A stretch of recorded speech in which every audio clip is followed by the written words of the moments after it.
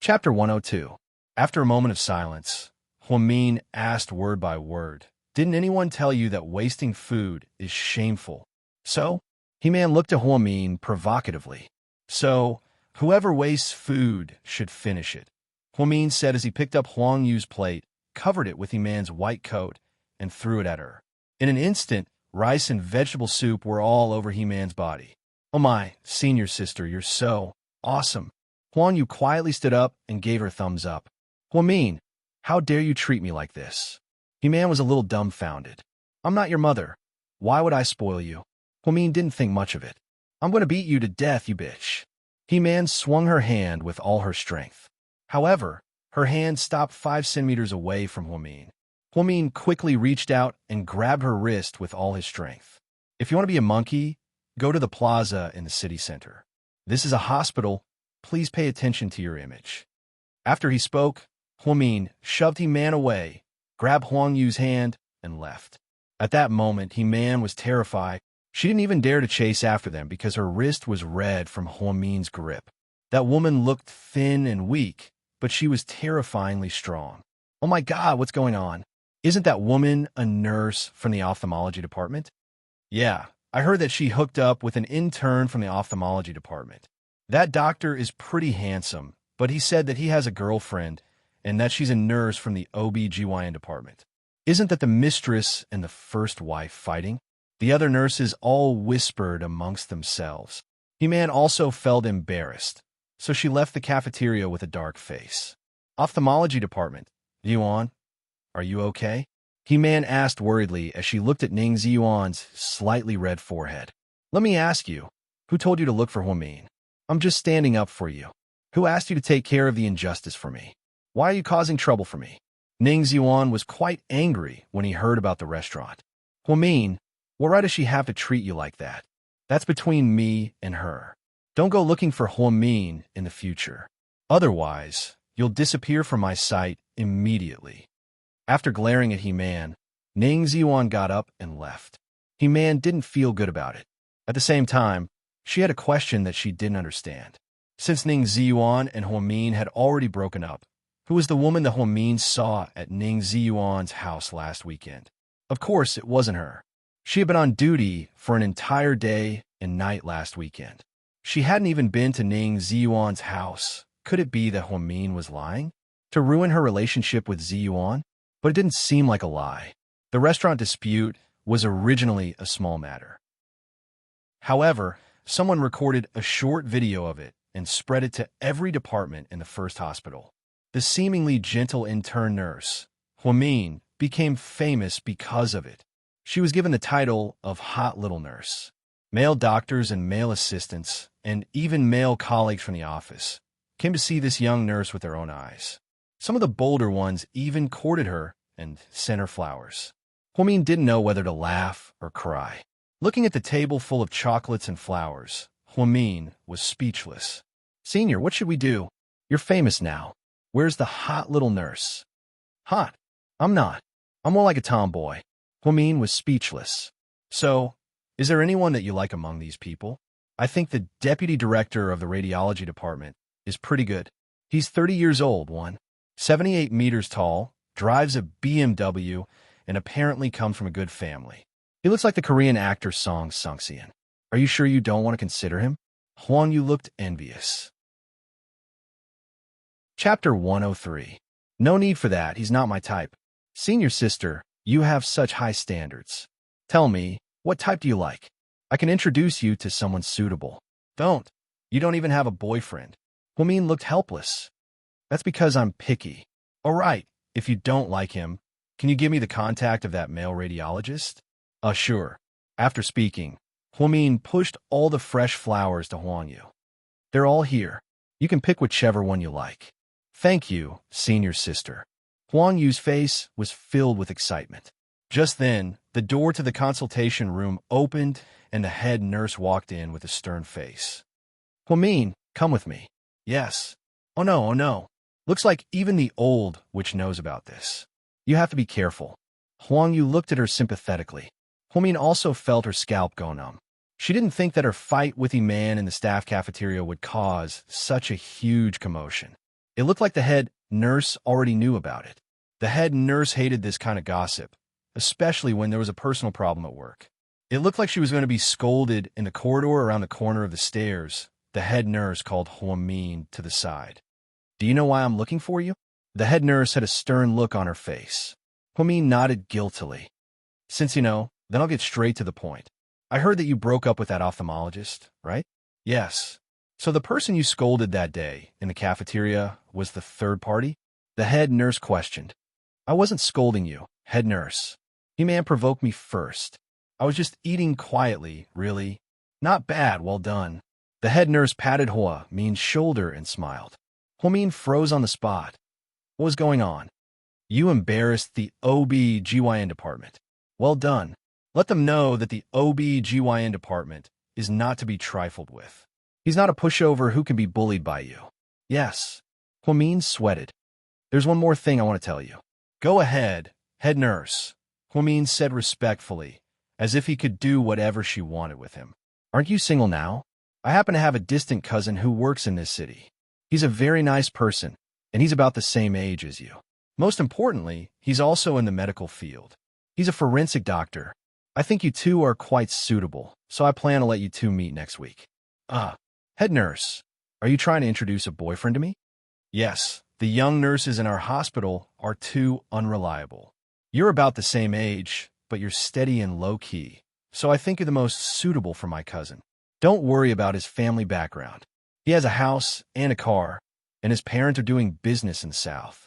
After marriage, you'll live alone. But, head nurse, I already have a boyfriend that someone introduced to me.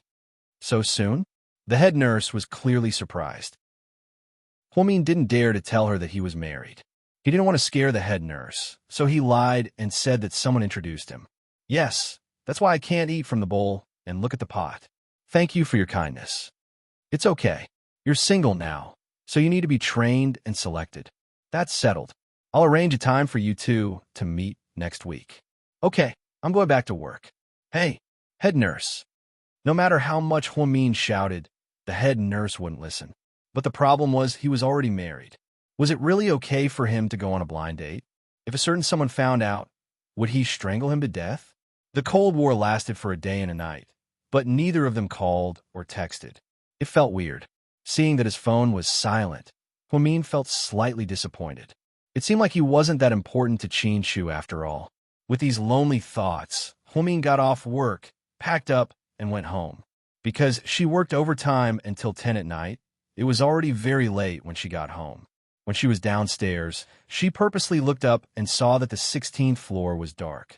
It seemed like Qinshu hadn't come home yet.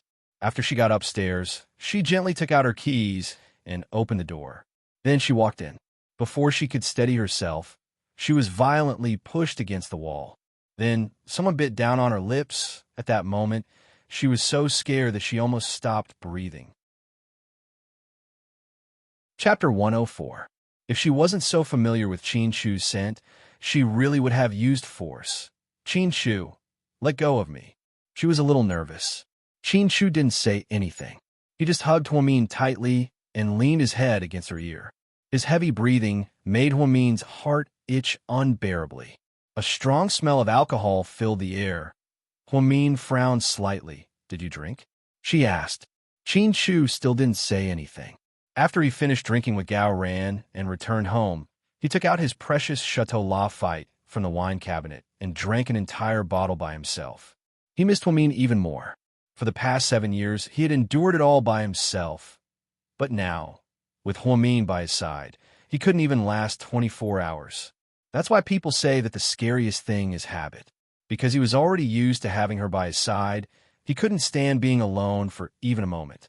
Qinshu, let go of me first. You're drunk. Huamin couldn't move as he hugged her so tightly. No.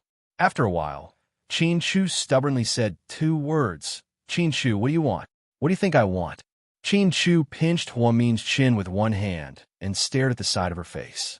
In an instant, a flirtatious atmosphere filled the entire room. Huamin pursed her lips. She didn't know how to answer. Qinshu looked at Huamin, who was so close to him and couldn't suppress the impulse in his heart. His other hand moved restlessly up and down her back. Did he know what he wanted? And she knew what he wanted? Shu, don't be like this. I'm not ready yet. After speaking, Huamin violently pushed him away. Shu's body swayed and fell on the sofa behind him. I'm sorry. Huamin turned his head away, not looking into his eyes. Why are you apologizing? Shu looked at her and asked word by word. She didn't know how to answer. I should be the one apologizing. I'm sorry. I shouldn't have done those things behind your back. I just didn't want you to get hurt. Shu leaned on the sofa and said with his head tilted, No, you didn't do anything wrong. I didn't know what was good for me. You did it for my own good, and I shouldn't have been so pretentious. If you didn't help me, Jixin's surgery wouldn't have gone so smoothly. He wouldn't have paid all the surgery fees, and the culprit wouldn't have been punished. Shu, you're really good to me. In fact, Huamin had already figured this out. She felt that no matter what Shu did, his intentions were always good. She was the one who didn't know what was good for her. You really think so? Shu was a little surprised. Huamin nodded. Then Huamin hesitated for a moment before continuing. I know that we're legally married, and some things are bound to happen. I'm not pretending to be noble, and I'm not rejecting you. It's just that I'm really not ready. Please don't make things difficult for me, okay? So, you think this is something that's difficult for you? When Shu said this, a hint of loneliness flashed across his eyes. Huamin didn't say anything. She just bit her lip. Okay, I won't make things difficult for you. It's late. You should go to bed early. Good night. After speaking, Shu turned around and went upstairs. Huamin knew that she disappointed Shu again. A sleepless night. The next day, Huamin woke up early to prepare breakfast. When Shu came downstairs, he saw the piping hot Chinese breakfast on the table. There were fried eggs, soy milk, and golden potato pancakes. Let's eat, Huamin said with a smile. At this moment, Huamin was wearing a pink apron, and her hair was slightly messy. She looked completely like a housewife. Shu was mad at her. He originally wanted to say that he didn't want to eat, but when he saw how down-to-earth Huamin was, he couldn't say no. This warm scene was something that he had always dreamed of. Shu didn't say anything. Instead, he sat down at the breakfast table, picked up the soy milk, and took a sip. I bought these beans at the supermarket. When I squeezed them out, the color was quite thick. I don't know if they're good or not. How is it? Does it taste good? Huamin asked carefully. Chapter 105. It's not bad. Shu nodded. That's good. You should eat more. Huamin let out a sigh of relief and smiled. Then, the two of them ate breakfast face to face. Shu didn't say a word, but he would occasionally raise his head to look at Huamin. Huamin, on the other hand, ate with great appetite.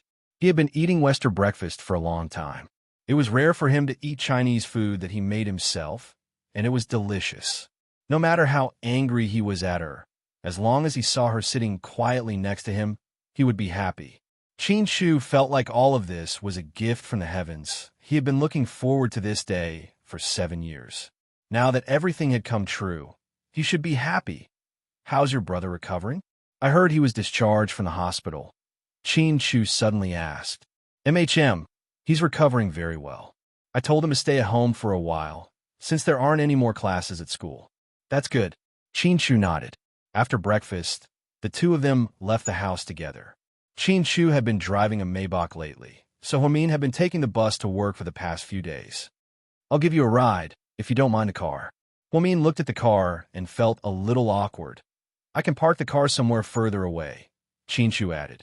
Huamin nodded, thinking that what he said made sense.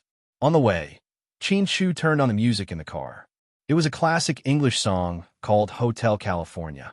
Because the melody was so good, and it was one of Huamin's favorite songs, she subconsciously sang along. Onad dark des earth I wickle wind din me hair warmed malofkal atasrasing up through it herapahead in the distance sees a washimring light mahead grew. Suckalo veli facithir splenio frethi Hotel California you can find a share, it's very nice, Shu suddenly said. Huamin came back to his senses and lowered his head in embarrassment. You sing very well, Shu said again. Thank you. California is a very beautiful place. There's an endless sea, a blue sky, fresh air, and a slow pace of life. Shu had stayed in America for 7 years and had basically traveled to every corner of America. Yes, I've seen it on TV. It's really beautiful. I'll take you on a vacation when I have time, Shu suddenly said. Sure. Min smiled.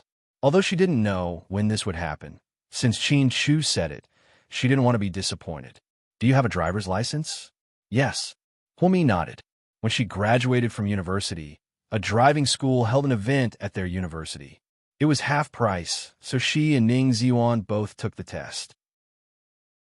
Then I'll let you drive the CC. It's more convenient for you to have a car. Don't take the bus back and forth. It's a waste of time.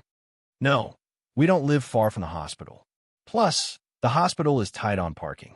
A nurse like me doesn't have a dedicated parking space. I don't want to trouble you. Min smiled. Why don't you quit your job? Do you want me to be a stay-at-home housewife? Min looked at Shu, amused. No, I know you can't sit around, so I won't let you stay at home. You can come to GK and help me. Choose a department that you like.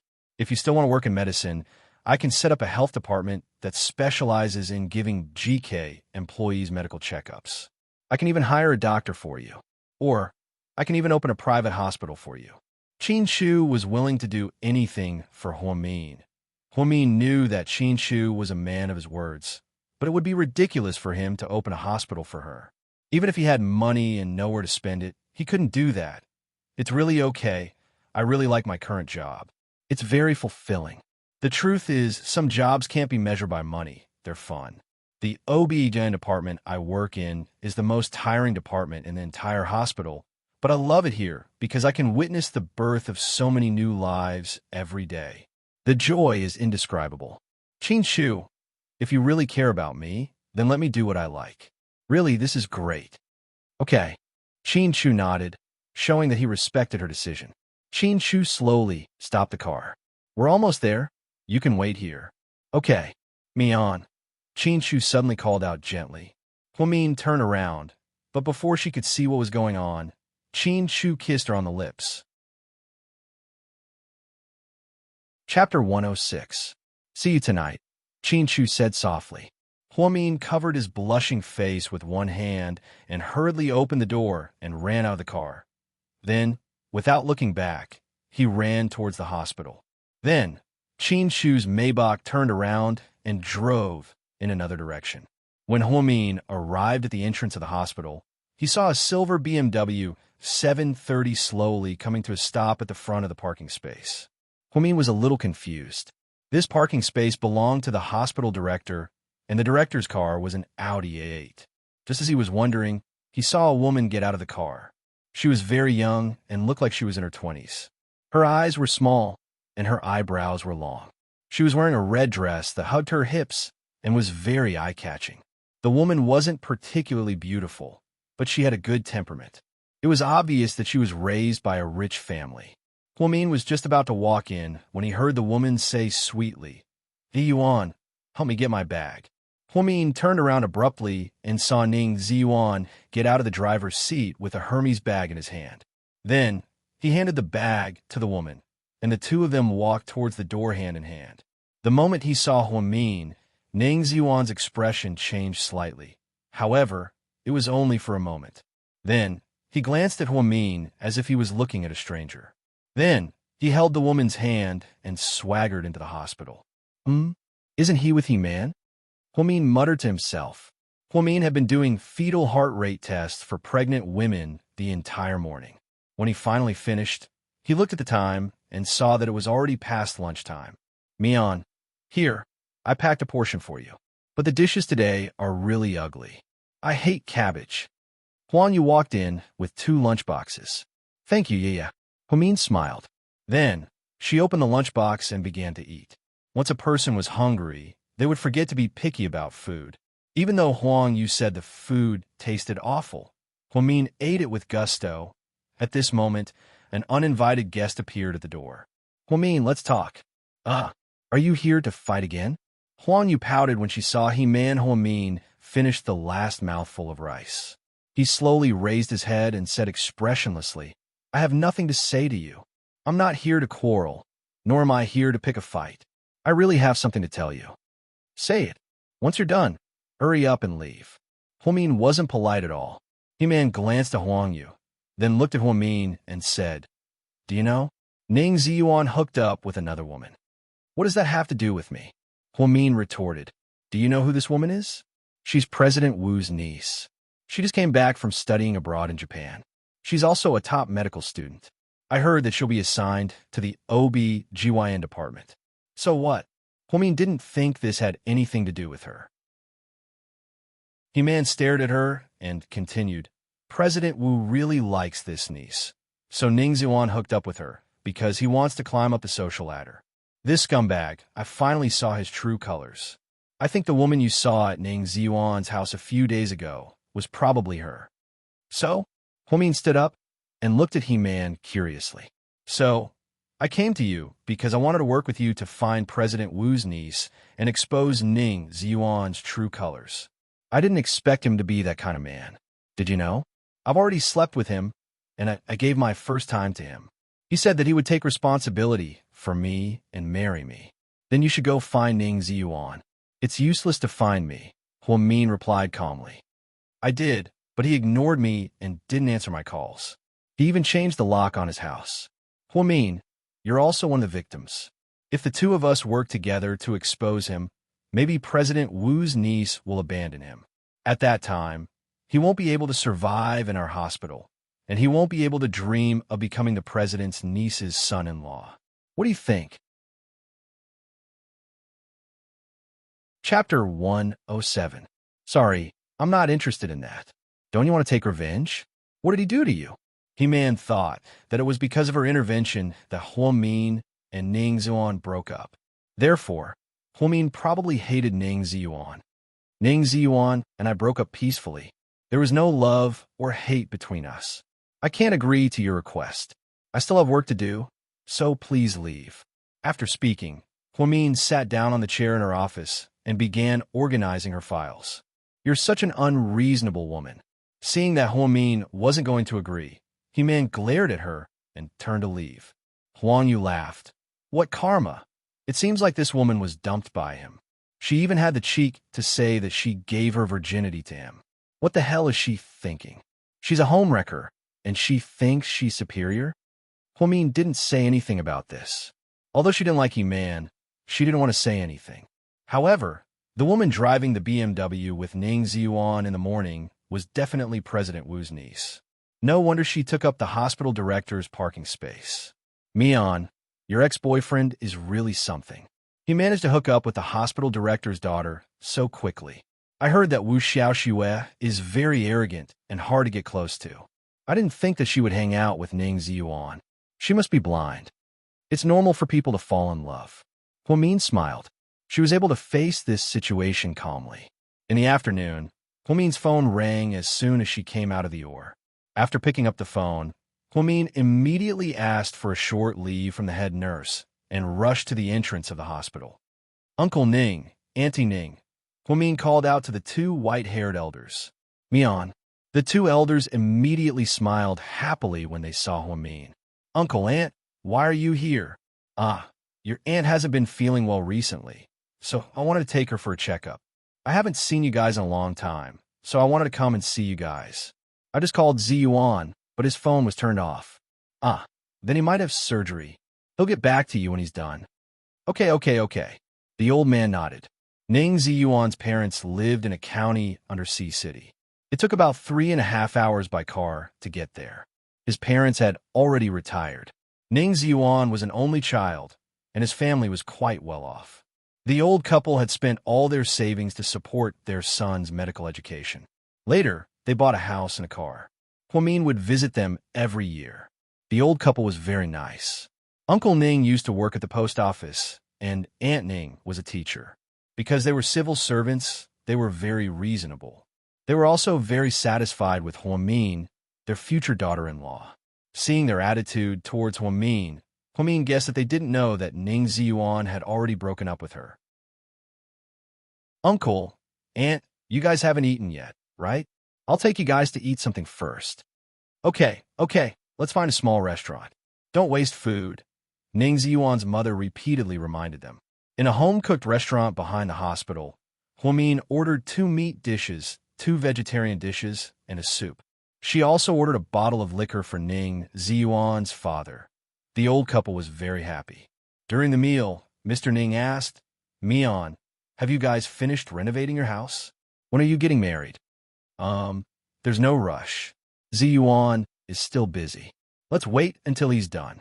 You guys can't delay it any longer. Even if you're busy, you still have to get married. Your aunt and I talked about it. Our pension for the next few months is around 20,000 yuan. You guys can take it and go on a trip to Thailand for your honeymoon. It's okay. Uncle, Annie, you don't have to take any more money. Keep it for yourselves. We can earn it ourselves. Huamin was very embarrassed. Child, what are you talking about? We're going to be a family from now on. What's ours is yours. All right, I brought you some mushrooms and wild vegetables from the mountains. Ziyuan's aunt brought them back from Mount Ferret. They're green and very nutritious. Mrs. Ning took out a big bag and handed it to Huamian. Auntie, there's no rush. Just give it to Ziyuan when you see him. I have to go back to work in a bit, so it's not convenient for me to take these. Mian, did you two have a fight recently? Every time I call you, Ziyuan stutters. Mrs. Ning suddenly asked. Chapter 108. No, Annie, we didn't fight, Huamin lied. Really? Then why do I feel like something's not right? Mrs. Ning muttered to herself. You always overthink things. I told you it was fine. Mian is a sensible child. Of course, she wouldn't fight with Ziyuan. Mr. Ning smiled. Upon hearing what he said, Huamin began to feel uneasy. After dinner, Huamin took his parents to the outpatient lounge of the first hospital. Then, she went to the ophthalmology clinic. At this time, Ning Ziyuan had just finished a cataract surgery and came out of the OR, looking a little tired. Ziyuan, what do you want? Ning Ziyuan was exceptionally cold. Uncle Ning and Annie Ning are here. They couldn't get through to you, so they called me. Upon hearing this, Ning Ziyuan took out his phone. Oh, I was in surgery, so I turned off my phone. Where are they? I took them to lunch. They're now in the lounge of the outpatient lounge. Oh, how much did the meal cost? I can give it to you now. It's okay. They've been so nice to me. Treating them to a meal is nothing. Forget it. We're not friends. How could I take advantage of you? 500 should be enough, right? Then, Ning Ziyuan took out his wallet, took out 500 yuan bills, and threw them at Huamin. Thank you for taking care of my parents for me. If you don't have anything to do with them, try not to contact them. My family has nothing to do with you anymore. I'll explain everything to them today. Okay. Huamin nodded. Ziyuan, what's up? Wu Xiaoxue walked over from not too far away. She was wearing a white lab coat and looked at Huamin in an extremely unfriendly manner. Oh, my parents are here. They couldn't get through to me. Then she is... Wu Xiaoxue looked at Huamin impolitely. She's my schoolmate from university. Then, Ning Ziyuan turned around, grabbed Wu Xiaoxue's hand, and left. Huamin took the 500 yuan and smiled helplessly. She had spent more than 200 yuan on the meal. Now, Ning Ziyuan was giving her more than 500 yuan. He was really generous. However, since he had given it to her, she might as well take it. Thinking of this, Huamin turned around and returned to the gynecology and obstetrics consultation room. When it was almost time to get off work, the head nurse walked in with a young woman behind her. The woman was no stranger to Huamin. She was President Wu's niece, Wu Xiaoxue. Listen up, everyone. This is the new chief physician of our department. He will be seeing patients every Friday. Please cooperate with Professor Wu. Yes, head nurse. A few of the nurses replied immediately. Huang Yu, come here. You will be Professor Wu's personal assistant from now on, said the head nurse. Unexpectedly, Wu Xiaoxue smiled and said, Head nurse, I want Huamin to be my assistant. Professor Wu, do you know Huamin? The head nurse was surprised. Yeah, I know him. Wu Xiaoxue smiled, but it was a weird smile. Huamin was also slightly surprised. He did not expect Wu Xiaoxue to say something like this. Okay, if that's the case, Huamin, you can be Professor Wu's assistant. Do your best.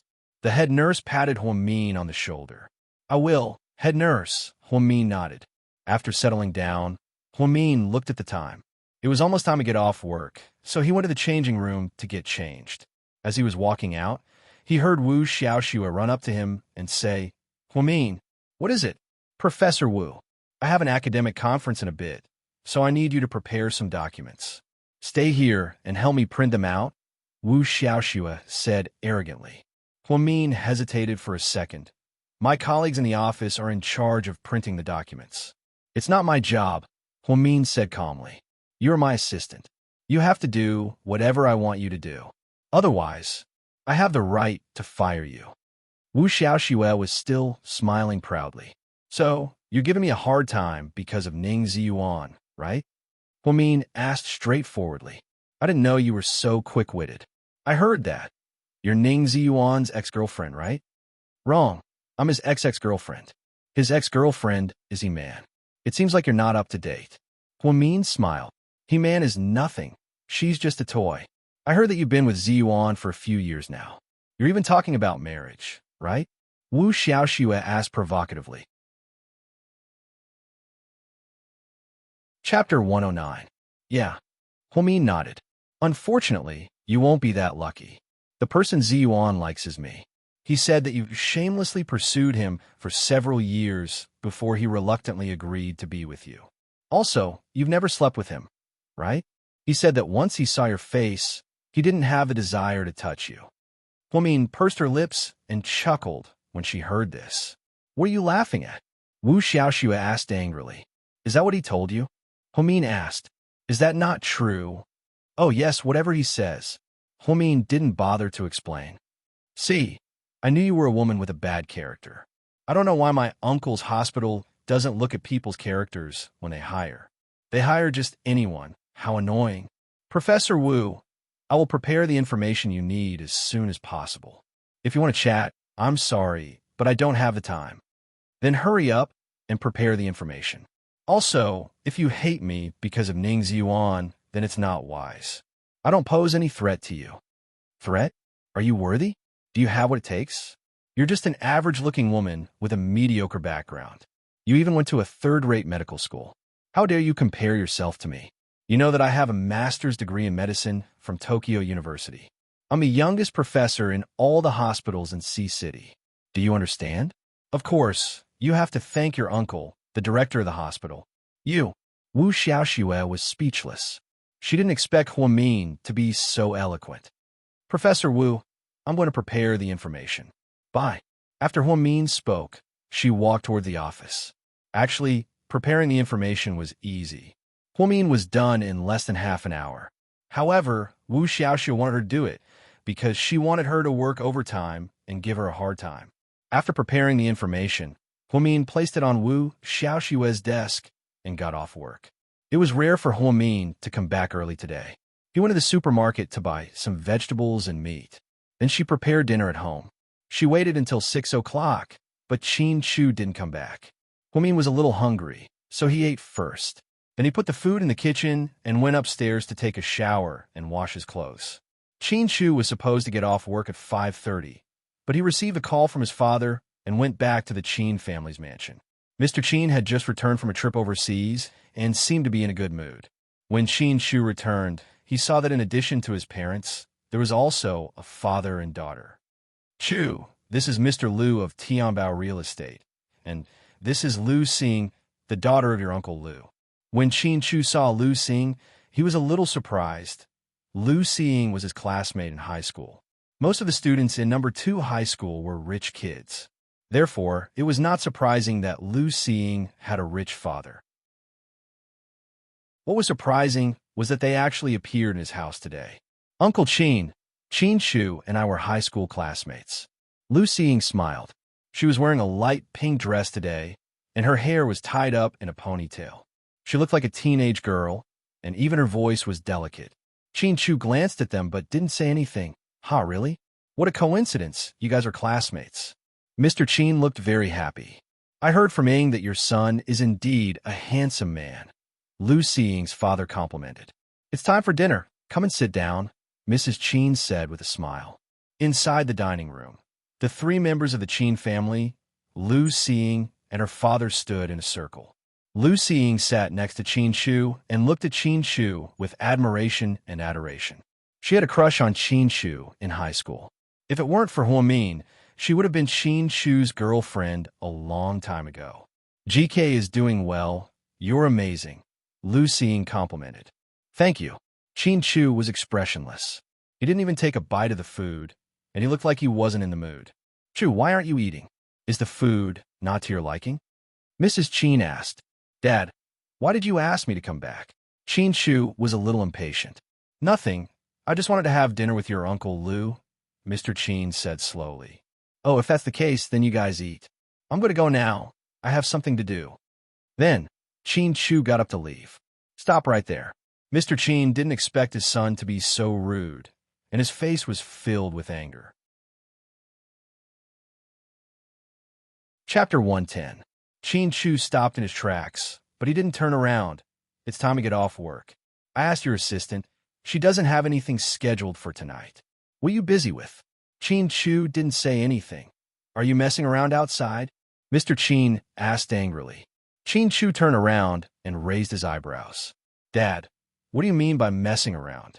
Shu, have you been hanging out with those shady women outside? Don't be like those rich playboys who get involved with women in the entertainment industry. It's not good for you. Shady? Do you think your son has that kind of taste? Qin Shu thought it was a little funny. President Qin, I don't think your son is that stupid, President Lu said.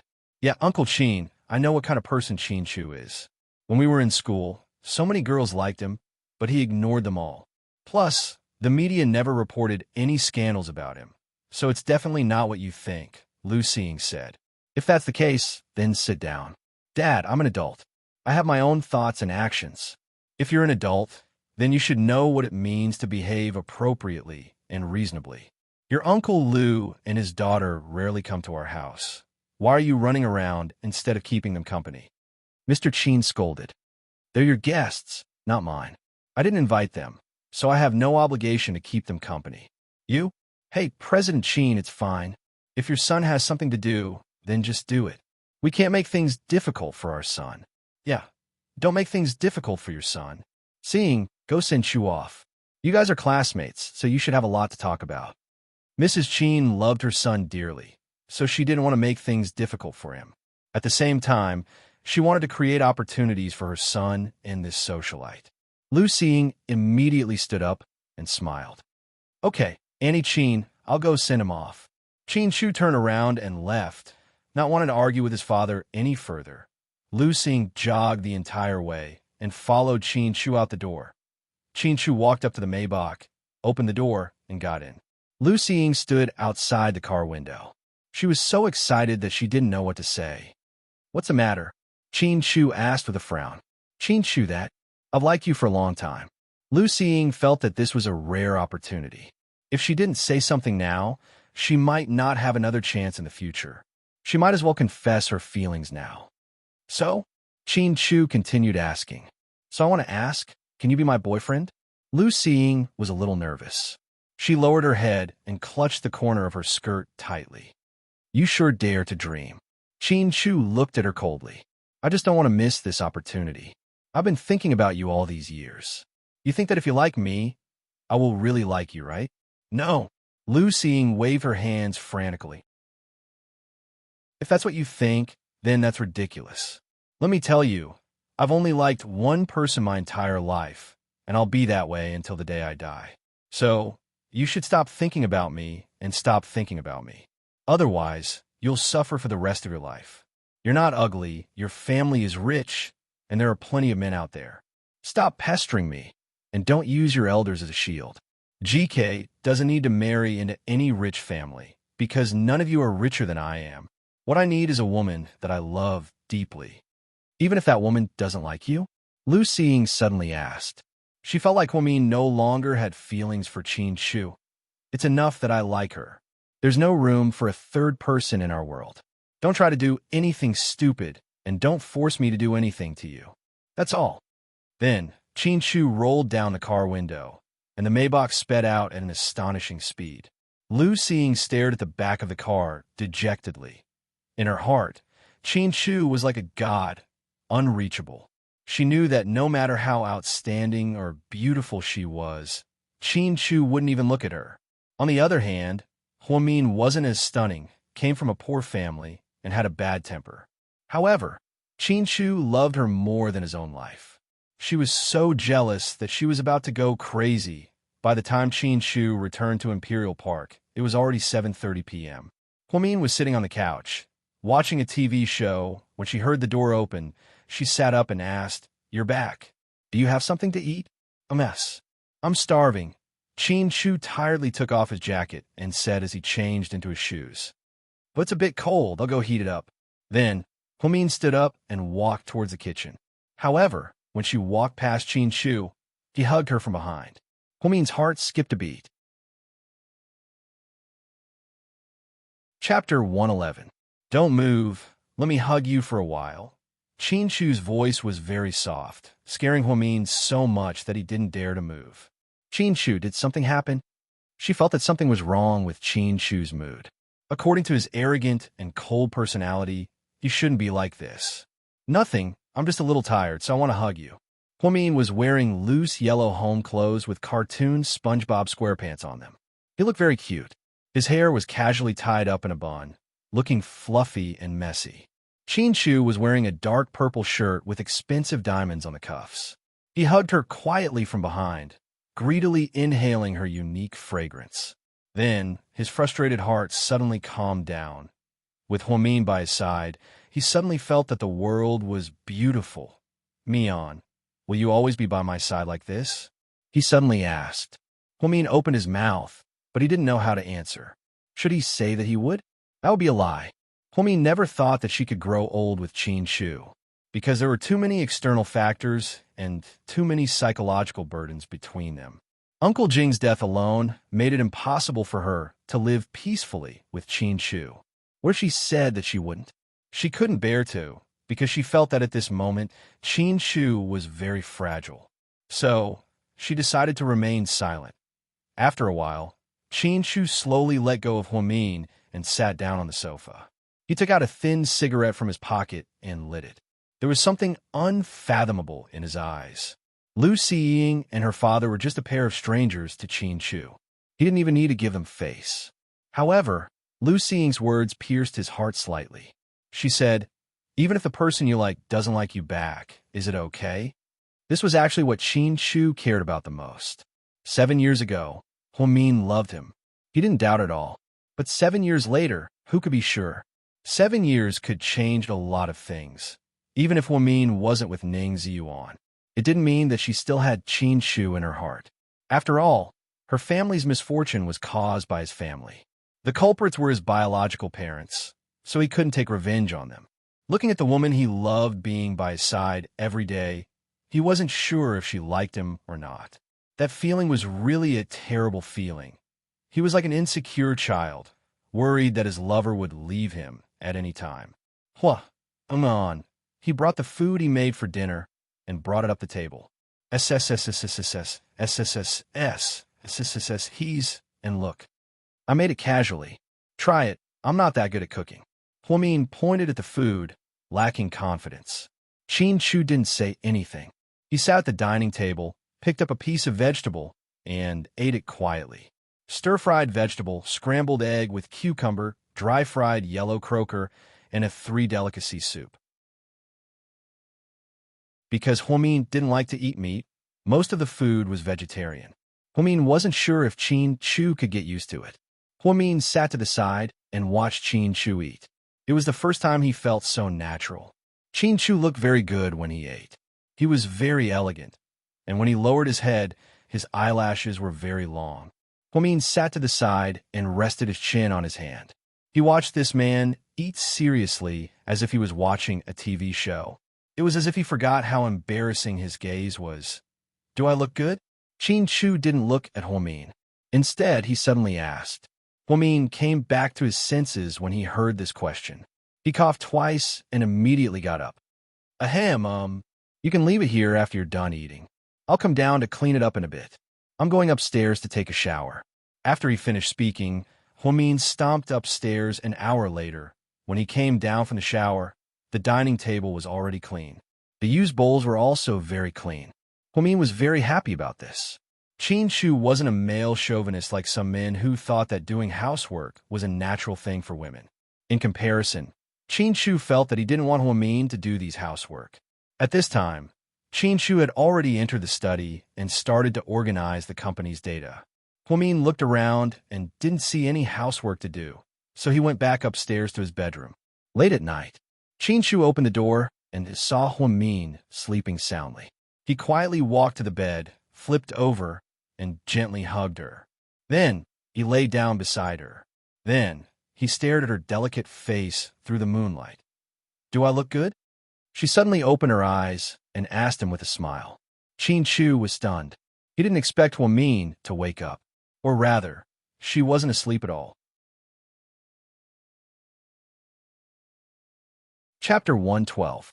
Looking at Qin Shu's handsome face through the moonlight, Huamin suddenly felt like she was in a dream. She had always been a light sleeper, so she knew when Qin Shu came in. Now that she had suddenly woken up, she just wanted to prank Qin Shu and see his reaction. But after seeing his reaction, she couldn't help herself. She didn't know if it was because the room was a little cold, but she actually reached out and held Qin Shu's warm palm. The two of them lay face to face and quietly looked at each other. They didn't need to speak, but it was better than 1,000 words. They both knew that all they needed to do was look at each other quietly. Huamin's eyes were clear and bright, like the brightest stars in the night sky. Qin Shu's eyes, on the other hand, were deep and misty, making people reluctant to look away after just one glance. For the first time, Qin Shu felt at ease. He tightly held Huamin's fair hand, full of happiness. The next morning, Huamin woke up early as usual and made breakfast. When Qin Shu came downstairs, he saw vegetable porridge, milk buns, and soy milk. "Get a maid. You're working too hard," Qin Shu said as he ate. "What's so hard about making breakfast? It's not tiring, and it's just the two of us. It'll be inconvenient if there's an outsider. I have nothing to do when I'm resting, so I can do the housework." Huamin smiled. Qin Shu didn't say anything else. I want to talk to you about something." Huamin stammered. "Go ahead. Don't transfer your salary to my card anymore." "What's wrong?" "It's too much." Huamin pouted. "But you're my wife. If I don't give my salary to you, who should I give it to?" Qin Shu said matter-of-factly. "You can keep it for yourself. You think I'm short of money?" Qin Shu frowned slightly. "No, I just think it's too much. It's not good for me to keep it." "I think it's good." Qin Shu was stubborn. In the end, Huamin was defeated. Qin Shu knew that Huamin would never ask for money, so naturally, he asked the finance department to transfer his salary to Huamin's card. $1 million a month was more than she could spend. Plus, Huamin wasn't a wasteful person. She wanted to tell Qin not to do so, but Qin Shu didn't care. Since the negotiation failed, Huamin had to think of another way. His eyes, Azes two's back, Hua, Eswa Hua Hua S's Huas. "Huamin, what took you so long?" Wu Xiaoxue immediately scolded when she saw Huamin walk in. Huamin lowered her head and buttoned her white coat as she replied, "I'm not late. Do you know how busy the OB/GYN department is? Can't you be a little earlier? You have no professionalism at all. People like you are only fit to be a nurse." Wu Xiaoxue scolded in disdain. Huamin smiled slightly. "There's nothing wrong with being a nurse. It's my wish. You have a sharp tongue. You'll suffer in the future. Let me tell you, I'm very strict. You can't make a single mistake when working under me. Otherwise, I'll fire you immediately." "I'll do my best," Huamin replied nonchalantly. Wu Xiaoxue glared at her, then stood up with a folder. "Follow me to the operating room. There's a pregnant woman who needs a C-section." "Okay." Huamin followed Wu Xiaoxue all the way into the operating room. C-section sounded scary, but it was actually a small operation that was completed in a little over an hour. Huamin had to admit that Wu Xiaoxue's skills were not bad. After Wu Xiaoxue stitched up the wound, Huamin took care of the rest of the cleaning up. After she finished packing, she was so tired that she was gasping for breath. As soon as she walked out of the operating room, she heard Wu Xiaoxue yelling, "Did you clean the operating room? Why are you running out?" "That's not my job. It's the cleaning team. They will do a complete disinfection. The operating room belongs to the OB/GYN department. You're a member of our department. Shouldn't you go and help? Do you think you get paid for nothing? Our hospital doesn't hire people who don't do anything. Professor Wu, don't you think you've gone too far by picking on me? Did I dig up your family's graves? Huamin looked at Wu Xiaoxue coldly. He couldn't bear it anymore. Chapter 113. Wu Xiaoxue was immediately enraged. What kind of attitude is that? I'm the chief physician, and you're just my assistant nurse. Not only do you not listen to me, but you even dare to speak to me like that. How uncultured are you? So, Professor Wu, a cultured person like you only knows how to make things difficult for her subordinates and avenge her private grudges? Is it because I'm your boyfriend's ex-girlfriend? Huamin glared at her, clearly upset. You? Wu Xiaoxue was at a loss for words after hearing Huamin's words. Plus, what Huamin said was the truth. She was indeed using her position to avenge her private grudges. The surrounding nurses began to whisper amongst themselves, and Wu Xiaoxue felt a little embarrassed. What are you looking at? Don't you have work to do? Go away. Wu Xiaoxue looked at the surrounding nurses and scolded them impolitely. Huang, you dragged Huamin away in a hurry. Mian, don't be angry. I think Wu Xiaoxue has princess syndrome. She's born with a strong sense of superiority, and she always sees you as her enemy. Plus, I bet He-Man has been bad-mouthing you. I even saw He-Man come to see Wu Xiaoxue yesterday. I don't know what they said, but that woman just wants to see the world burn. I don't care what they said. I just can't stand Wu Xiaoxue's way of doing things. It's just work, and I'll just resign. However, there's no need for me to be bullied all the time. The head nurse is strict, but she has to follow the rules. Wu Xiaoxue's way of avenging her private grudges is a little too much, and I won't tolerate it. Retaliating appropriately is also a form of self-protection, Huamin said confidently. Huang Yu nodded in agreement. Mian, you're right. Even if she's the hospital director's niece, she can't do whatever she wants. She really thinks she's a princess, and she's spoiled. I support you. If you really can't stand it, you don't have to resign. You can apply for a transfer.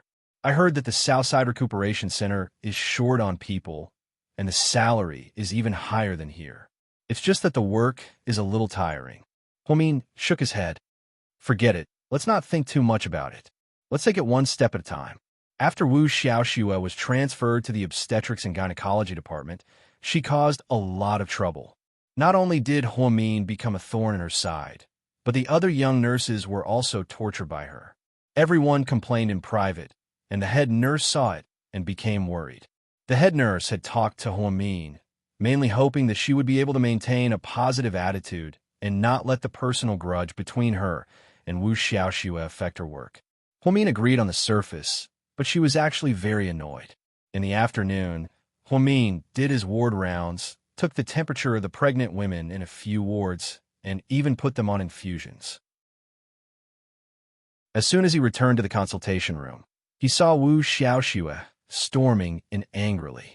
Huamin, she shouted rudely. What's the matter now? Huamin knew that Wu Xiaoxue was up to no good. I told you to disinfect this morning, but you didn't listen. After that, the pregnant woman in the operating room got an infection after the operation. Now they're looking for someone to blame. You are in big trouble this time, Wu Xiaoxue said with a frown. Huamin sneered. Why am I in big trouble? What does it have to do with me if the disinfection was not thorough? That is the problem of the cleaning team. The infection after the operation could also be a problem of the chief surgeon's technique. What does it have to do with a nurse like me? Huamin felt that Wu Xiaoxue was treating her like an idiot. Did she think that she did not even know this basic knowledge? Everyone is responsible, but I think you can't escape the blame either. Anyway, I will report this matter to the higher-ups. When the time comes, those people in the cleaning team, the doctor in the second operation, and you, the nurse who neglected your duties, will all be fired. Professor Wu, are you kidding me? What you're saying is too far-fetched. If you really don't like me, I suggest that you go directly to the director of the hospital and tell him that I am your boyfriend's ex-girlfriend. If I am an eyesore to you, you can just fire me. Why do I have to go through so much trouble and put all the blame on me? What's more, you have implicated so many people. You are so stupid. It doesn't matter what you say. You can't escape the blame. Anyways, I'm going to make a big deal out of this. You can't run away. Wu Xiaoxue looked at Huang Mian and smiled viciously. Chapter 114. Huang Mian smiled as well. Sure, let's make this a big deal. Once the media gets involved, not only will our hospital be famous, but so will you. Of course, when the time comes, I will have a good chat with the reporters and show them the basic professional ethics of a doctor. You? Wu Xiaoxue didn't expect Huang Mian to be so difficult to deal with. He reacted so quickly that she couldn't keep up with him. If you think that I'm easy to deal with, then you're wrong. The truth is, I'm not that easy to trip up. Huang Mian looked at Wu Xiaoxue provocatively. After he finished speaking, he turned around and left. Wu Xiaoxue was so angry that her face turned white. Originally, Wu Xiaoxue didn't have much hostility towards Huang Mian.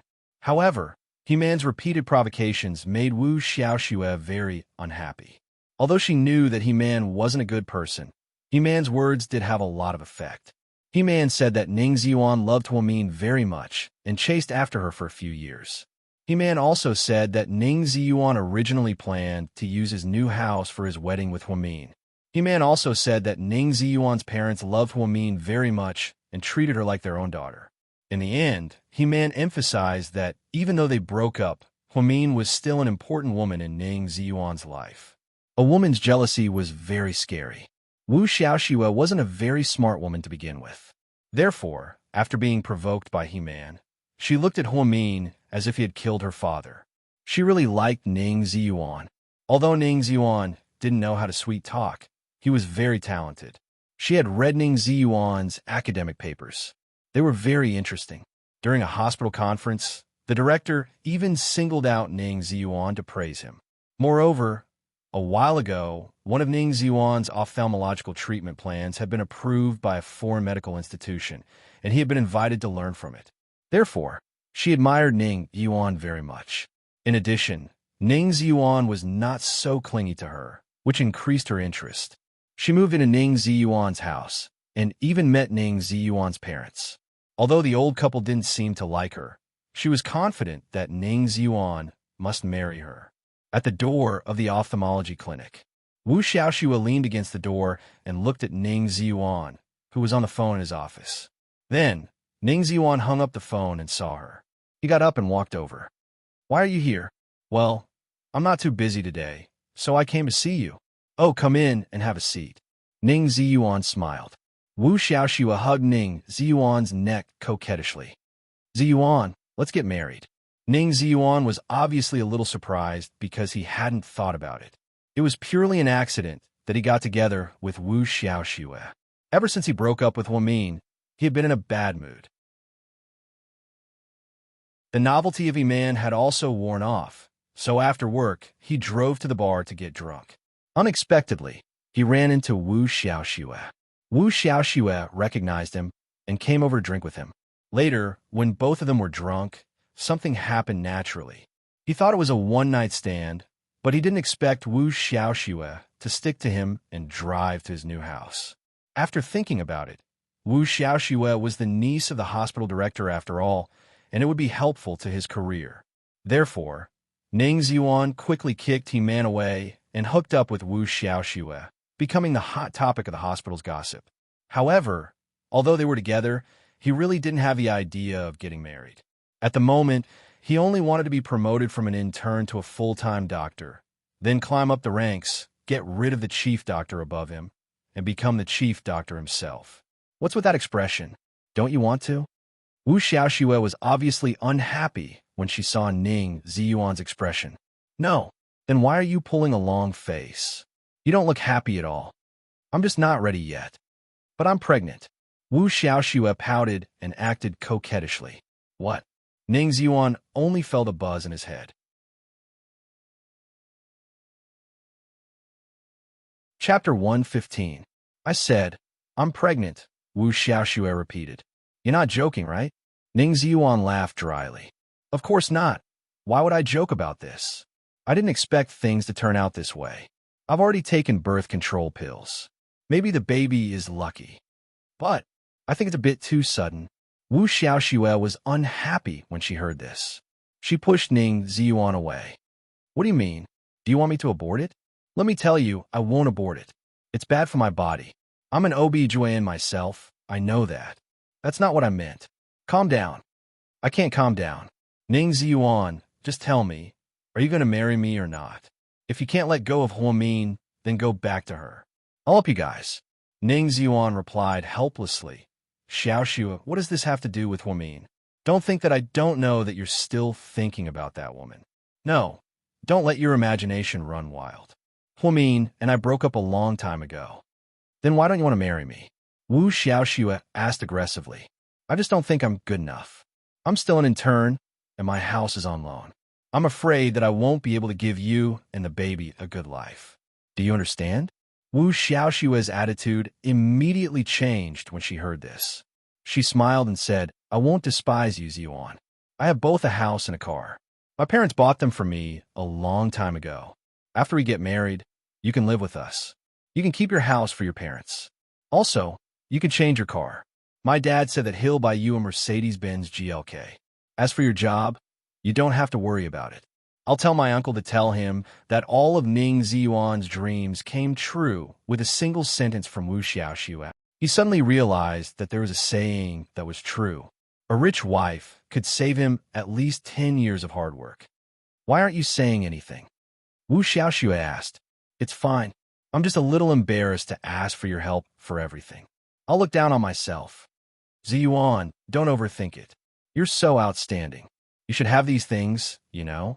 I really admire you. You're a genius ophthalmologist. I've read all your academic papers. They're amazing. Even my uncle said that you're a genius and will definitely achieve great things in the future. Hearing Wu Xiaoxue say this, Ning Ziyuan felt even more uneasy. This was because those papers that were praised by others were not written by him at all. Those were all written by Huamin in the past. Now that Huamin was no longer by his side, he couldn't bring out anything new. He could only rely on his old stuff to attract attention. Ziyuan, what do you think of my suggestion? Let's get married, okay? Okay. Ning Ziyuan squeezed out a word from between his teeth after a long time.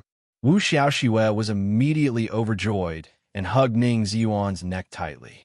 Just as Huamin was about to get off work, her phone suddenly received a WeChat message. It was from Zhu Lingling.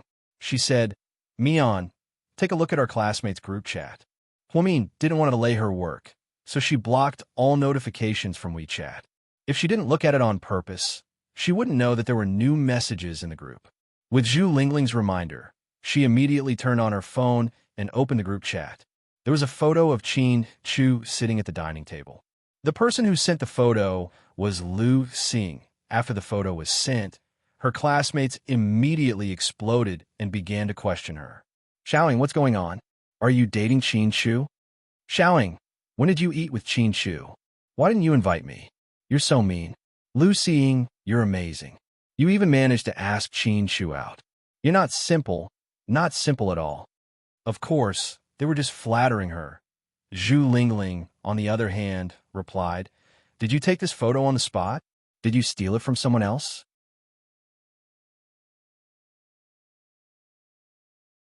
Chapter 116. This sentence obviously angered Lu Xing.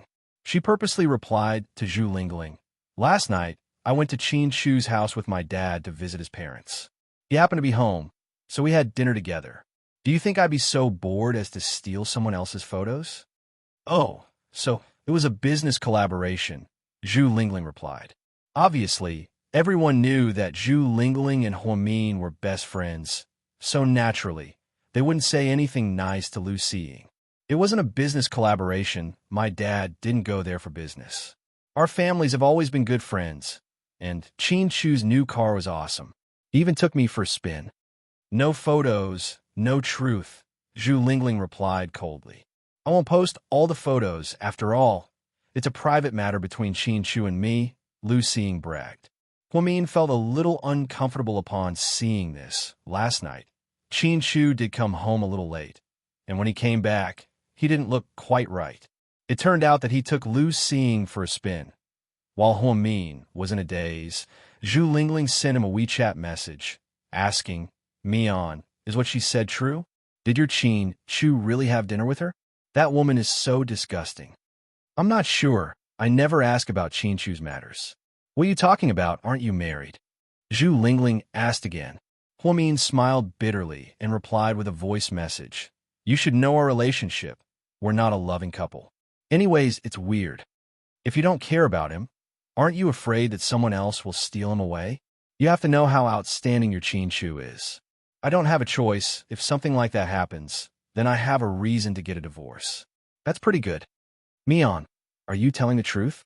"Lingling, let's not talk about him. Let's talk about you. I haven't seen you for the past few days. I miss you so much. Come out for a meal." "Okay, I'll make a reservation. What do you want to eat?" Zhu Lingling was extremely happy. "It's my treat today. You can pick the place." "All right, madam. See you later." Huamin put down his phone and began to change. When he walked out of the hospital, Zhu Lingling sent him the address. Hilton Hotel, Seafood Restaurant. Huamin took a taxi directly.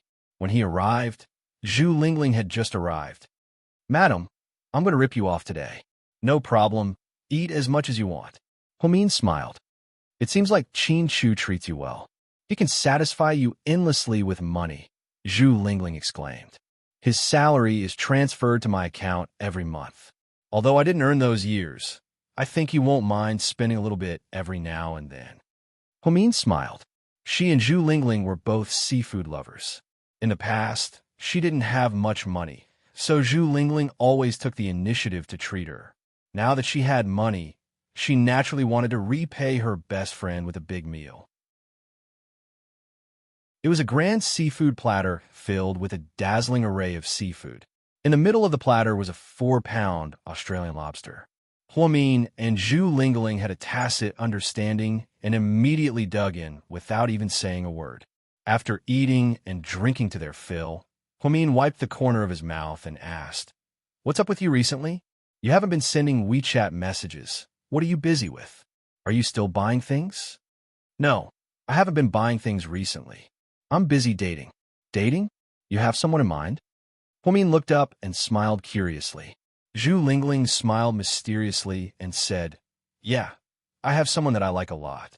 But now isn't the right time, so I can't bring him to you yet. When the time comes for us to go public, I'll tell you everything." "Okay, then I wish you a happy relationship." Huamin picked up the glass of red wine. "Thank you, Goddess Hua." When it was time to pay the bill, Huamin's heart ached for a moment. Although she was mentally prepared and knew that the price wasn't cheap, she was still a little shocked by the amount of 39,800 yuan. "What's wrong? Does your heart ache?" Zhu Lingling touched her arm. "I might treat other people, but I definitely won't treat you. I just feel like we've been scammed, and it's not worth it. If we went to the seafood market with 30,000 yuan, we could buy a lot of seafood. Even Daxia could probably sell a few buckets of it." "Haha, that's not the same. This is the Hilton Hotel, my lady." Zhu Lingling laughed. When they walked out of the hotel, Huamin got into Zhu Lingling's car. She drove a red Mazda Atkins. Huamin once joked that it was the standard configuration for a mistress. This model was very popular and was everywhere. Moreover, it was driven by young girls. However, Zhu Lingling's monthly salary was 15,000 yuan, so this car was really classy. "Mian, I really hate that bitch Lu Xing. Can you think of a way to torture her?"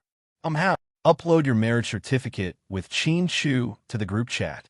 Then she'll." Zhu Lingling smiled wickedly. Chapter 117. I don't want that.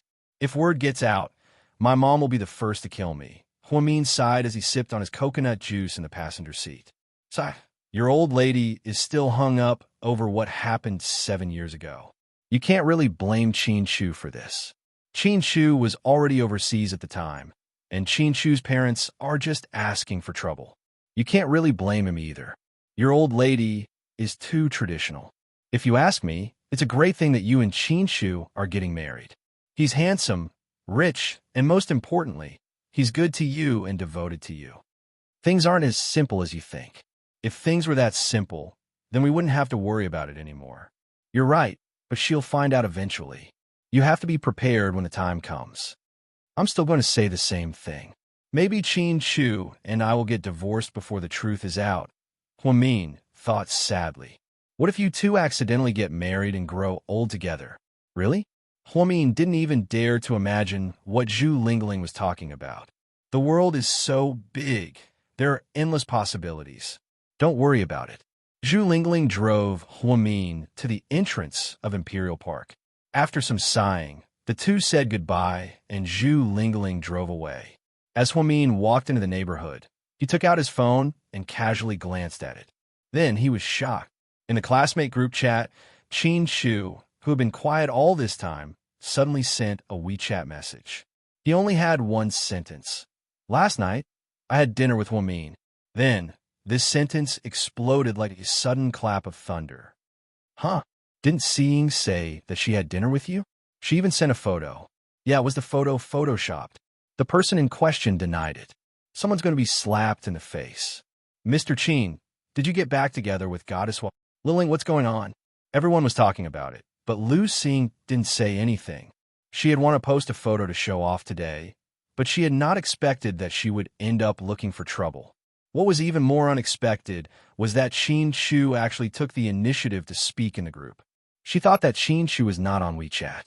If she had known, she would not have sent that photo to cause trouble. Thinking of this, Lu Xing added Qin Shu again and wrote, I'm sorry, forgive me. The Qin family didn't care at all and left the group. In the past, she had joined this group because she was paying attention to Huamin's every move. Now that she was by his side, he naturally wasn't interested in this group anymore. After Qin Shu withdrew, it caused a lot of speculation. There were even some gossipy people who asked Huamin what was going on. Huamin didn't know how to reply, so he left the group. To be honest, other than Zhu Lingling, she really didn't get along well with those people. Especially after what happened between her and Wei Dong last time, she felt even more awkward. Now that Qin Shu had left the group, she should take the opportunity to leave as well. This was probably the best opportunity. When Huamin opened the door and walked in, she saw Qin Shu standing by the window in the living room with a glass of red wine in his hand. You're home? She asked casually. Last night, I went home. Lu Xing and her father were there too. We sat together for a while, but we didn't eat. I came back to eat, and I didn't take her for a ride. None of that happened. She didn't think that Qin Shu would take the initiative to explain this. It seemed like he had seen what happened on WeChat as well. Oh, Huamin nodded, indicating that she understood.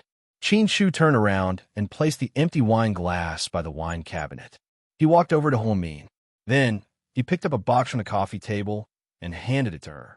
What is this? I bought it for you. After Qin Shu finished speaking, he turned around and went upstairs. Huamin wanted to refuse, but he was nowhere to be found. Chapter 118.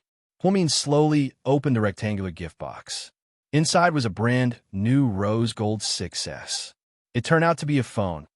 Huamin looked at her old 4S, which was discarded by her brother, Yixin.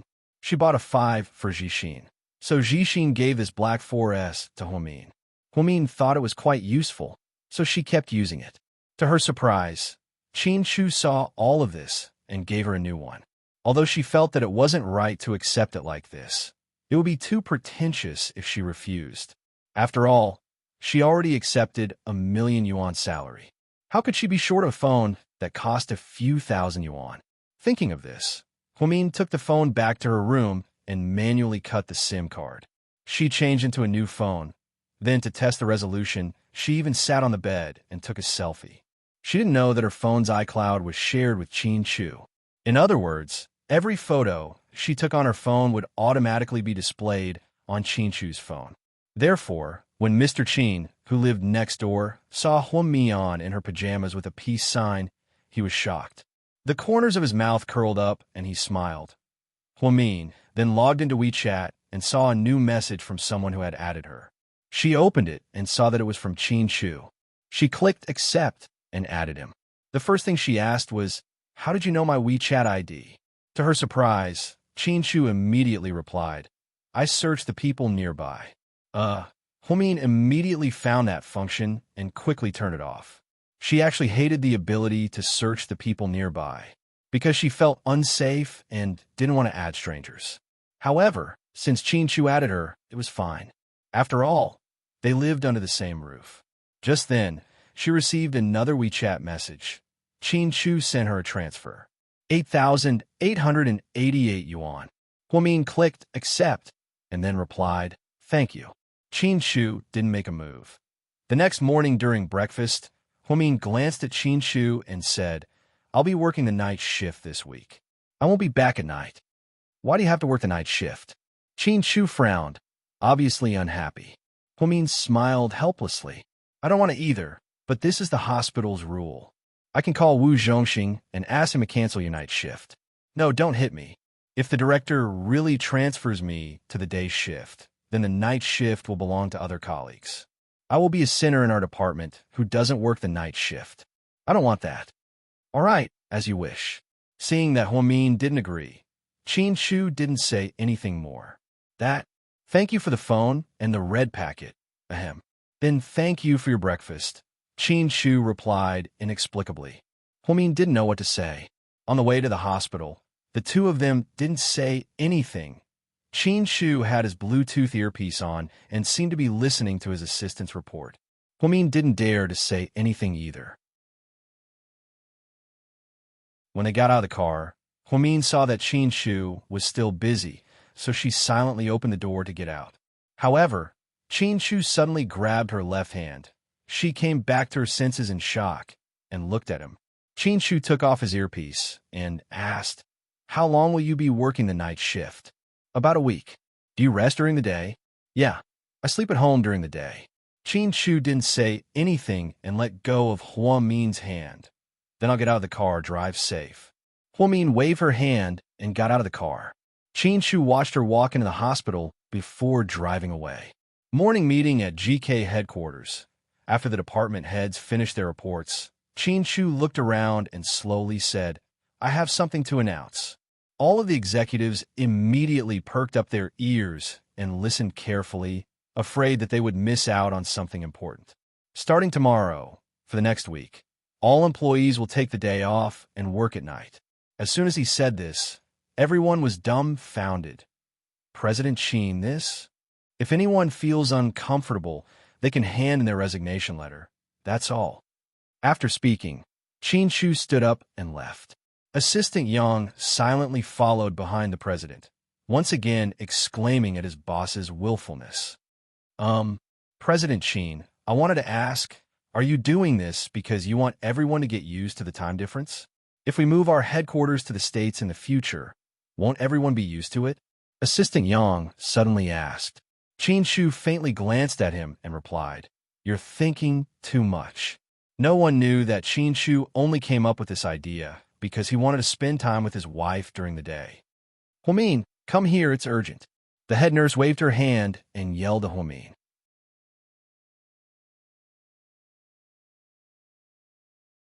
Chapter 119. Head nurse, what's wrong? Huamin jogged over to the head nurse, thinking that something had happened to the patient. "Hurry up and change, it's too late." The head nurse pushed Huamin into the changing room, leaving Huamin confused. "Head nurse, I'm still at work? Why do I need to change? Didn't I say that I was going to introduce my cousin to you? He's here today at the coffee shop downstairs. Hurry up and change so you could talk to him. My cousin is very outstanding." The head nurse was used to being serious. Why was Huamin not used to gossiping? After Huamin changed, she finally sorted out her thoughts. The current situation was that the head nurse was going to introduce her someone. Was she going to change into casual clothes and go on a blind date? But she was already married. Was it really appropriate for her to go on a blind date? With that thought, Huamin decided to come clean and tell the truth. After all, lying was not a good thing. Therefore, she opened her mouth and said, "Head nurse, the situation is like this. I think you might have misunderstood. I'm actually already." Before she could say the word married, the head nurse interrupted her. He's sitting by the window in the cafe downstairs. There's a young man in a white shirt. That's him. Hurry up and go. That's all. Head nurse, the patient in room 5's water broke. Please arrange for an operating room. The other nurses anxiously shouted. "Okay, I'll be right there." Then the head nurse patted Huamin on the shoulder and encouraged her. Go, you can do it. Hey, head nurse, I'm not done yet. Huamin looked conflicted. However, the head nurse had already left in a hurry. If she didn't go, then wouldn't it be rude to make him wait there? Clenching her teeth, Huamin decided to meet the head nurse's crazy cousin and explain everything to him face to face. After changing out his white lab coat, Huamin put on a yellow short-sleeve shirt with a Mickey Mouse pattern and a pair of light blue jeans. She didn't even have time to comb her hair. Her hair was spread out wantonly, giving off a fluffy feeling. The early summer wasn't that hot and humid. Occasionally, there would be a cool breeze. Huamian took a deep breath and walked into the coffee shop they had agreed to meet at. Sure enough, she saw a young man sitting by the window. He was dressed in white and sat there quietly. Huamin didn't even know her name. It was only because the head nurse had kindly introduced her that he was embarrassed to not come. Hi, nice to meet you. I was introduced by the head nurse. Huamin mustered up the courage to greet her. The man turned around and glanced at Huamin. He nodded faintly. Hello, please take a seat. Huamin then took a seat opposite him. What would you like to drink? Water is fine. Huamin smiled awkwardly. Waiter, give this lady a glass of lemonade. He made the decision. Then, he glanced at Huamin and carefully studied her facial features and clothes. Then, he slowly said, My cousin told you what I do for a living, right? Yes, she did. I'm a forensic doctor. Yes, I'm a forensic doctor. I was specially hired by the Ministry of Public Security. I studied forensic medicine at the University of Maryland in the United States. I'm the youngest forensic doctor in our province. May I know your name? Huamin was actually not interested in this person's profession at all. He just wanted to tell him the truth after knowing his name so that he wouldn't misunderstand. Perhaps he didn't expect the young lady sitting opposite him to be expressionless after hearing about his brilliant academic background. Instead, she calmly asked for his name. Chapter 120. My name is Lin Mingyu. Lin as in, Ming as in the moon, and Yu as in the universe, he explained calmly. Lin Mingyu wasn't considered handsome, but he was a young man with regular features and delicate features. She was wearing the latest Armani design, and she was wearing a Cartier ring on her index finger. With such a flashy outfit, he did not look like a forensic doctor at all. However, one cannot judge a book by its cover. Huamin hesitated for a moment and introduced himself in the same way. My name is Huamin, Hua as in Hoi Yuanjia, and Mian as in sleep. Mian as in sleep? Very few people use this word for their names. Why not Mian as in K-pop? Lin Mingyu was curious. I'm not sure. My mom gave it to me. Huamin was speechless. All right, Huamin. What an interesting name. Lin Mingyu took a sip of his coffee and sighed. Mr. Liu, I'm actually here for, don't worry.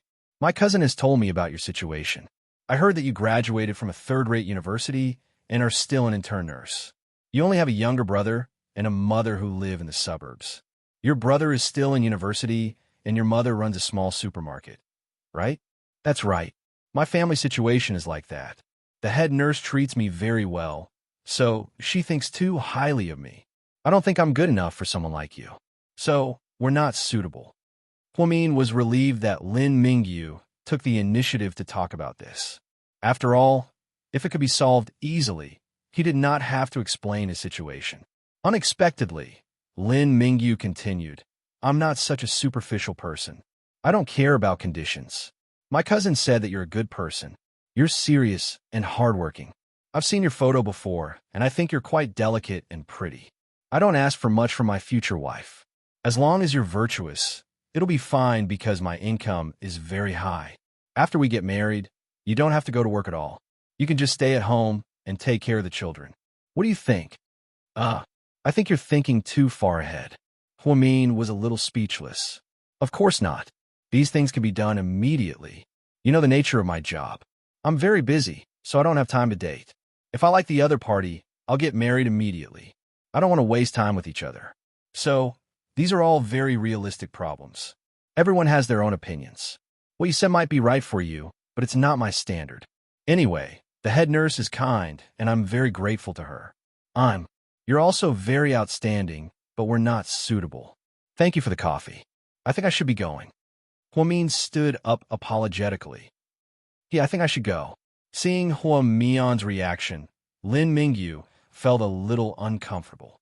Did the blind date fail? Was he given a PSA by an unknown nurse? Mian. Huamian paused. I want to know, what do you not like about me? Lin Mingyu had gone on many blind dates. Most of the time, it was the girls who took the initiative to contact him. Lin Mingyu was a highly educated returnee. His parents were leaders, and he came from a wealthy family. He drove an Audi Q5 and had an annual salary of $600,000. He had a house and a car. Wasn't this perfect? He did not understand. Huamin was just an intern nurse. His family was poor. Why was he acting so pretentious? I don't like anything about you, Huamin answered honestly. Then why are you in such a hurry to leave? You keep saying that we're not suitable for each other. Aren't you trying to eliminate me? Lin Mingyu asked unhappily. Chapter 121. Eliminated? I don't think so. It's just that our education and background are too different. We're not compatible at all, so there's no need to continue the conversation. But I don't mind. But I mind, Huamin said with a smile. When Huamin smiled, faint dimples appeared on both sides of her cheeks. It was very beautiful. Lin Mingyu admitted that he did not think highly of this intern nurse before he came for the blind date. He just wanted to give face to his cousin. However, after interacting with her, he realized that this nurse was different. If I don't mind, why do you mind?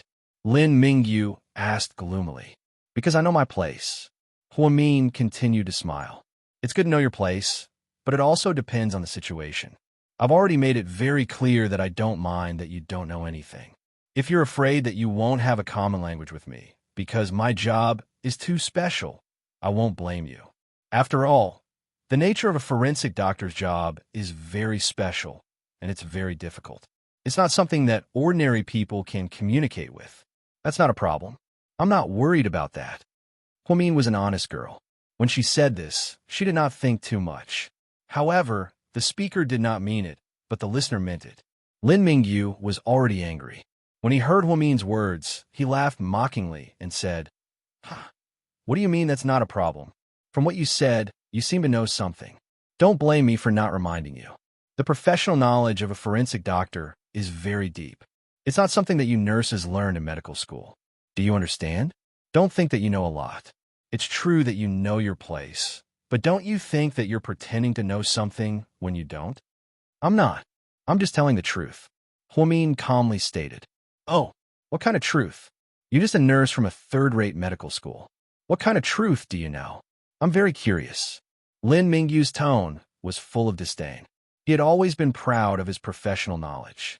In the past, when he went on blind dates, there were girls with higher education who tried to talk about professional knowledge and show off to him. In the end, they were all speechless. However, Huamian, this little nurse, was boasting shamelessly today, which really pissed him off. Mr. Lin, I think it could be too one-sided sometimes. Yes, I'm a nurse, but that doesn't mean that I don't know other professional knowledge. Education doesn't mean everything. On the contrary, many people who don't have high education make great contributions. What you're saying is all empty talk. It's meaningless. How about this? You keep saying that you know the professional knowledge of forensic medicine. Why don't we sit down and have a chat? We won't talk about anything else but our expertise. Do you dare? If this can make you change your prejudice against academic qualifications, I will be very happy. Okay, have a seat. But I'll say the ugly words first.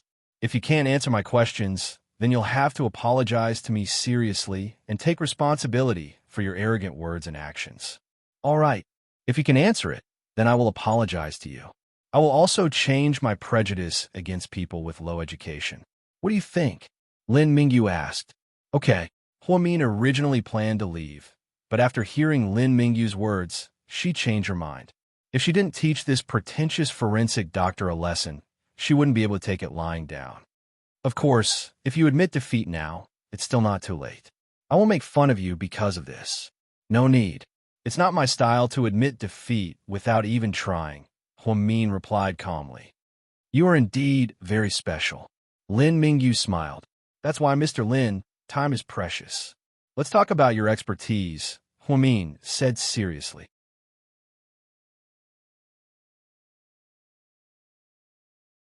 Chapter 122. The corners of Lin Mingyu's mouth twitched into a mocking smile. Then, he rested his chin on his hands and stared into Huamin's eyes. You should know the nature of our work as a forensic doctor. We need to extract the appropriate materials for chemical and biological examinations according to the needs. Then, we need to conduct clinical examinations to observe the living body, determine the physiological and pathological conditions of the living body, solve the medical liability in medical accidents, and prevent infectious diseases, poisoning, etc. During this process, we will come into contact with 3 research methods, including chemical research methods, biological research methods, and physical research methods. What are these 3 methods? Of course, if you can't tell me everything, just give me a few representative ones, and I'll consider you a pass. Lin Mingyu thought that Huamin would be confused after he asked these questions because it was too professional. Unexpectedly, after Huamin listened carefully, he looked at Lin Mingyu's face and replied, Chemical research methods include the use of chemical analysis methods to determine the qualitative and quantitative nature of poisons, the testing of feces and vomit for toxins, the use of chemical methods to determine whether there are bloodstains, and the use of biological methods to check the human body's enzyme types and genetic fingerprints, including DNA technology to identify individuals. Hearing this, Lin Mingyu was slightly surprised. He didn't expect this little nurse to know so much. Then, Huamin continued, the biological research method is more interesting. In fact, it's the use of immune serology to identify the species and blood type of blood, semen, other liquid spots, secretions, bones, and hair of individuals and animals. The theory and technology of microbiology are used to study the bacteria and pathology of the relevant materials. It also includes the study of the age, gender, and racial characteristics of the corpses. That's right. Lin Mingyu nodded. He pretended to be calm and suppressed the surprise in his heart. Huamin glanced at him and said, As for the last physical research, it's also one that I'm very interested in. It's the use of physical instruments to determine the strength of the skin and bones, the use of X-ray technology to determine the age of the body's foreign bodies and bones, the use of gas chromatography, ultraviolet, red spectrophotometry, mass spectrometry, magnetic resonance technology, neutron activation technology, and so on to qualitatively and quantitatively analyze poisons and drugs, and the use of spectral analysis, electrophoresis technology, and microscopy technology to examine the forensic evidence. Okay, I'm done. You didn't miss a single word. Lin Mingyu's gaze at Huamin had changed. There was no longer the contempt from before.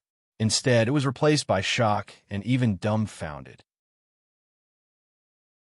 Do you still teach nurses these theories in medical school? Lin Mingyu's voice. How was that possible? I'm interested in medical science, of the human body's anatomy, and I've also studied neurosurgery and ophthalmology. I've read a lot of books. I've read a lot of related books, and of the human bodies, of course, of the human body, of the human body, the human's human body, of the medical knowledge, and in to the every to every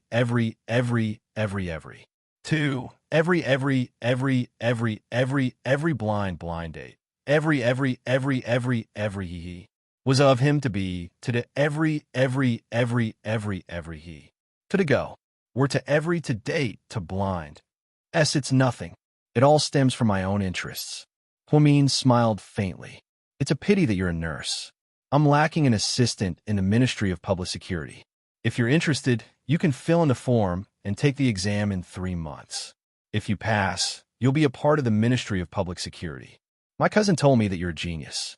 I didn't pay much attention to it at that time. I thought she was exaggerating. But now, it seems like you're really smart. I think you're very smart. Lin Mingyu finished his speech in a serious manner. Instantly, the blind date turned into a job fair. Huamin didn't know whether to laugh or cry. No need. I think I'm doing pretty well now. There's nothing wrong with being a nurse.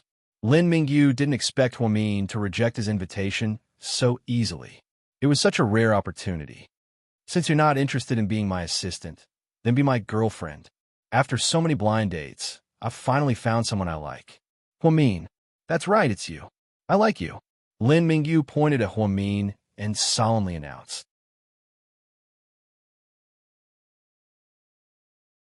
Chapter 123. Mr. Liu, I'm really sorry, but I can't agree to your request. Huamin originally wanted to teach Lin Mingyu a lesson for being pretentious and looking down on people with low academic qualifications. He didn't expect that Lin Mingyu would take a liking to him and even ask to be his girlfriend. Why? Aren't we suitable for each other? You know so much about forensics, we'll have a lot of common topics to talk about. After we get married, I can even send you to the United States to further your studies and get a medical license. With your talent, it's entirely possible for you to become an ophthalmologist or a brain surgeon. You're so young, you should have these dreams, right? You misunderstood. My dream is to be a normal nurse. I'm very happy right now. I don't want to further my studies, and I definitely don't want to get a medical license. Why? Lin Mingyu asked for the second time. Everyone's path is different, and no one has the right to choose the path for others. I'm very grateful that you think so highly of me, but that's not what I want. As for the girlfriend thing, I want to sincerely apologize to you. I came here this time to tell you that I have someone I like, and I already have a boyfriend. The head nurse didn't have time to listen to my explanation, so she misunderstood. I'm sorry for the trouble I've caused you, but I still don't want to lie, so I'll just tell you what I want. You have a boyfriend? Lin Mingyu was slightly disappointed. Yes, because I broke up with my ex-boyfriend, the head nurse thought that I was still sad, so she kindly introduced me to him. Actually, I already have a boyfriend. He's my high school classmate. I've known him for many years, and we have a very good relationship. Before we get married, nothing is certain. Don't jump to conclusions too early, Lin Mingyu said, unwilling to give up. Huamin only pursed his lips and smiled. I was a bit impulsive just now, and I even showed off in front of a professional forensic doctor like you. I'm really sorry. Don't take it to heart. No, I'm the one who's sorry. Your performance today shocked me, and it also changed my mind. I will never judge a person based on their academic qualifications again. Lin Mingyu was now filled with respect for Huamin. If that's the case, that's great. I wish you a happy life and work in the future. After that, Huamin stood up and said goodbye. Huamin, can we be friends? Lin Mingyu suddenly shouted from behind. Huamin didn't say anything, nor did he turn around. He only stretched out his right hand and made a gesture with his index and middle fingers. Lin Mingyu smiled. This was probably the most special blind date he had had in the past few years. When she returned to the hospital, the head nurse immediately pulled her into the office and whispered, "How is it? How is my cousin?" "Not bad. Are you two dating now?" the head nurse asked anxiously. No. I'm sorry. Head nurse, we're not compatible." The head nurse was slightly disappointed. "It's okay. I'll introduce you to someone better in the future." "No need. I already have someone I like, head nurse." "So fast? Who is it?" My high school classmate." "You kids, seriously, why do you all want to go back to the same old grass?" "High school classmate, middle school classmate, what's the point?" the head nurse exclaimed. Huamin only smiled. That night, while they were having dinner at the hospital cafeteria, Huamin and Huang Yu were chatting. Then, a female doctor next to them was chatting, which caught Huamin's attention. She said, "GK's new president is crazy. He announced that for the next week, he'll be off during the day and working at night. What a weirdo. My boyfriend has to work overtime because of him. I finally didn't have to work the night shift this week, but now it's his turn." "Huh, that's crazy. How come this is the first time I've heard of a company that works at night? It's not like it's a flow-through processing plant. Why do we have to work at night? Isn't that torture?" Huamin's heart skipped a beat upon hearing this. Did Qin Chu's order have something to do with her? At this thought, she took out her phone and quietly sent a WeChat message to Qin Chu.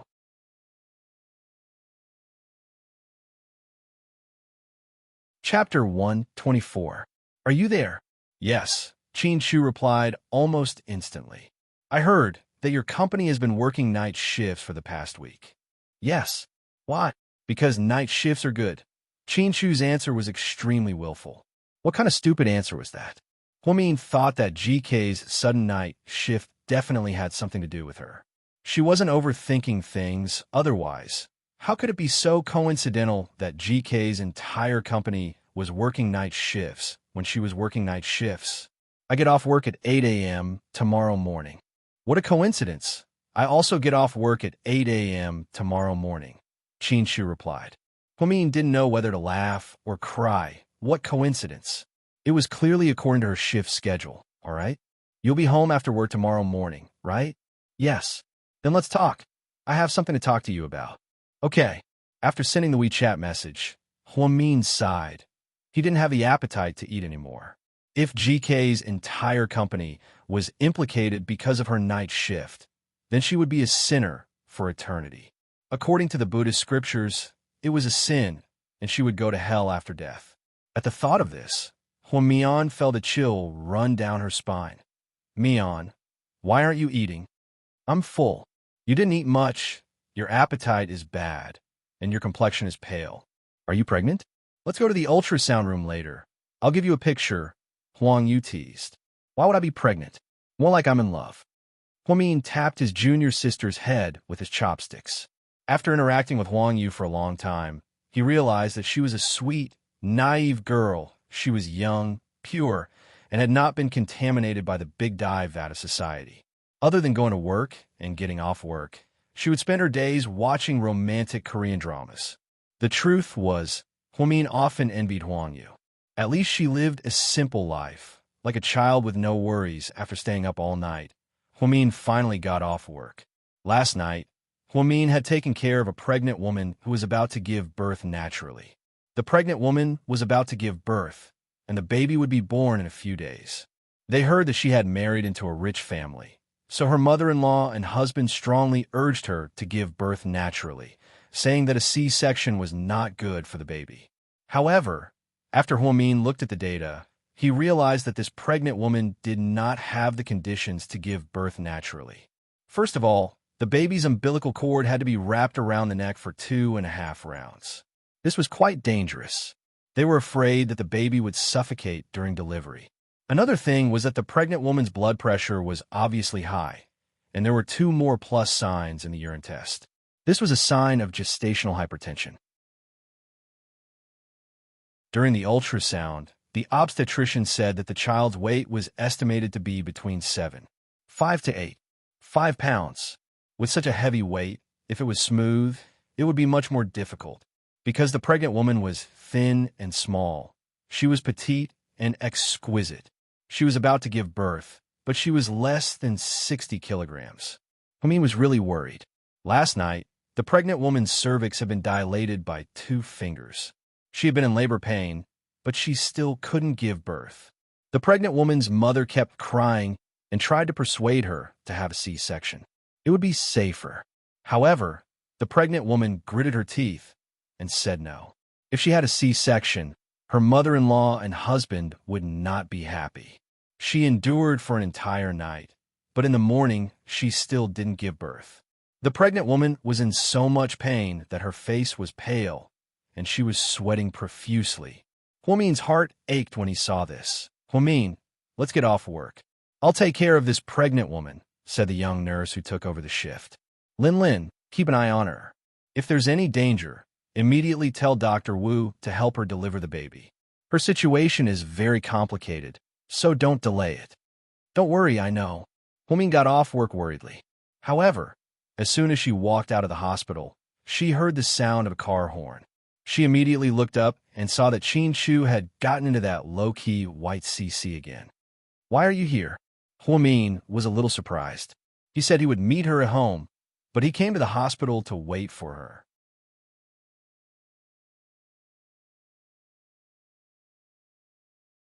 Chapter 125. It's on the way. Chin-Chu glanced at Huamin and said. Huamin didn't say anything else. She opened the door and got into the car. After a night of exhaustion, she was mentally and physically exhausted, so after getting into the car, she closed her eyes and rested. Chin Chu didn't say anything. Instead, he turned on the music in the car. A melodious sound came from the car. It was a song by Shui Moon Yin. I woke up crying because I dreamed of you leaving. I watched the night wind blow through the window. Could you feel my love? When I grow old, would you still be by my side? I watched the lies and vows slowly drift away with the past. So many people admired your face when you were young. But who was willing to endure the merciless changes of time? So many people came and went in your life. But I'll always be by your side. Huamin was going to sleep, but after hearing this song, she woke up. Although she was born in the 90s, she didn't chase after celebrities. She just liked listening to old songs, especially those that were popular in high school. Previously, she had a USB drive with many of her favorite songs downloaded from it. Later, when she moved in a hurry, Chin Chu didn't let her bring anything, so she lost it. Now that she thought about it, it was quite regretful. She remembered that the first song on the USB drive was Shui Moon Yin's My Life With You. She didn't think that she would be able to hear it in Chin Chu's car. It was quite a surprise. But when she heard that the next song was Lu Ruoying's When Love Is Near, Huamin couldn't stay calm. She opened her eyes and asked, "The order of your songs is the same as mine. What a coincidence." This USB flash drive was found in the old house he used to live in. Hearing Chin Chu's words, Huamin was shocked again. "So, you took my USB drive and didn't tell me? And you didn't even tell me. Do you know how rude you are?" Huamian was a little angry. "I'm using my own things. How can you call that rude?" Chin Chu quibbled. "Please, this is mine, okay?" Huamin argued. "We're husband and wife. All our assets are shared. What's yours is mine," Chin Chu announced domineeringly. Huamin held his breath and retorted, "So that means I own half of GK Corporation. I'm sitting at home now, so I'm a billionaire." "That's right," Chin Chu replied lightly. He didn't care about property at all. Therefore, he did not do any premarital property notarization at all. Especially for Huamin, he was willing to give anything. Seeing how easily Chin Chu answered, Huamin didn't have the heart to continue arguing with him. He just sighed slightly. "Chin Chu, don't let GK's employees work night shifts. Who in the office would stay up all night? That's nonsense. You call me here to talk about this?" Chin Chu raised his eyebrows, clearly unhappy. "Yeah, I accidentally heard about it when I was eating in the cafeteria. There are so many people in GK. Do you know how many people your decision will affect? I don't want that. You're not a child, so you can't be so willful. Hurry up and change the time." "Sure." Seeing how easily Chin Chu answered, Huamin wondered why he was so easygoing. Then, he added, "Unless you kiss me. Come on, they're your employees. What does that have to do with me?" Huamin was speechless. "It's true that GK's employees are my employees, but I'm your husband. If you make me happy, I'll change their time." Seeing how shameless Chin Chu was, Huamin had no choice but to quickly kiss him on the cheek. "Okay, hurry up and call everyone to change their shifts. I didn't ask you to kiss my cheek. Why did you have to act on your own?" Chin Chu looked at Huamin in confusion. "Chin Chu, you bastard." Huamin gritted his teeth and glared at him. "Let's do it again. This time, you have to kiss my cheek," Chin Chu ordered domineeringly.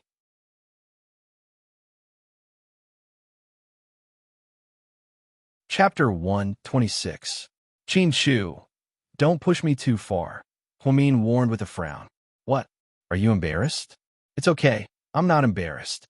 Before Huamin could say anything, Chin Chu slammed on the brakes and stopped the car on the side of the road. Then, he pushed Huamin down. Chin Chu was very aggressive with his kiss. Huamin almost couldn't breathe. After some time, someone knocked on the car window. Chin Chu opened the window impatiently and saw a traffic policeman standing beside the car with a ticket in his hand. "Parking is not allowed here. You will be fined 200 yuan. Who knew that Chin Chu would take out a few hundred yuan bills from the car and hand it to him? "Here, keep driving." The traffic policeman didn't know what to do with the money. Were all rich people so willful? They let the traffic policeman write the ticket, and then they would have sex in the car? "Chin Chu, get up. You're suffocating me." Huamin pushed him away with all her strength. Next time you're on top." Shameless. Huamin got up with a red face and quickly tidied up her messy hair. Qin Shu elegantly wiped the corner of his mouth, then started the car and drove away. The traffic policeman was left alone in the wind with the bills in his hand. Qin Shu finally drove to a seafood restaurant. He knew that Huamin was a seafood lover, so he specially came to this restaurant. 7 years ago, they had often eaten seafood together. However, Huamin didn't know that Qin Shu actually had a sensitive stomach. Eating seafood could cause enteritis. But even so, he still ate with her without saying a word. The two of them ordered a table full of food, all of which were Huamin's favorites. Isn't this a bit too extravagant? Huamin sighed. Eat. You don't have to pay this time. Qin Shu's mouth twitched. That's not what I meant. I just think it's a waste not to finish it. Then finish it. Are you really? Huamin felt that sometimes he really couldn't communicate with Qin Shu. Who knew what kind of nonsense was in this guy's head? Sometimes his answers were so infuriating. This seafood restaurant was very famous in Sea City, and the environment was also very high-end. A meal would cost at least tens of thousands of yuan, so there were not many people there. Most of them were rich people. Huamin did not expect to meet Hua Xiqian in this place. It was truly a small world. Hi, little sister Mian. He always greeted her with a smile. Hua Xiqian was hugging a girl with a hot body and big breasts. Obviously, she was not the one he met at the hospital last time. As for Hua Xiqian's private life, Huamin knew that Huamin was very indecent. He often changed female partners and often appeared in the entertainment headlines.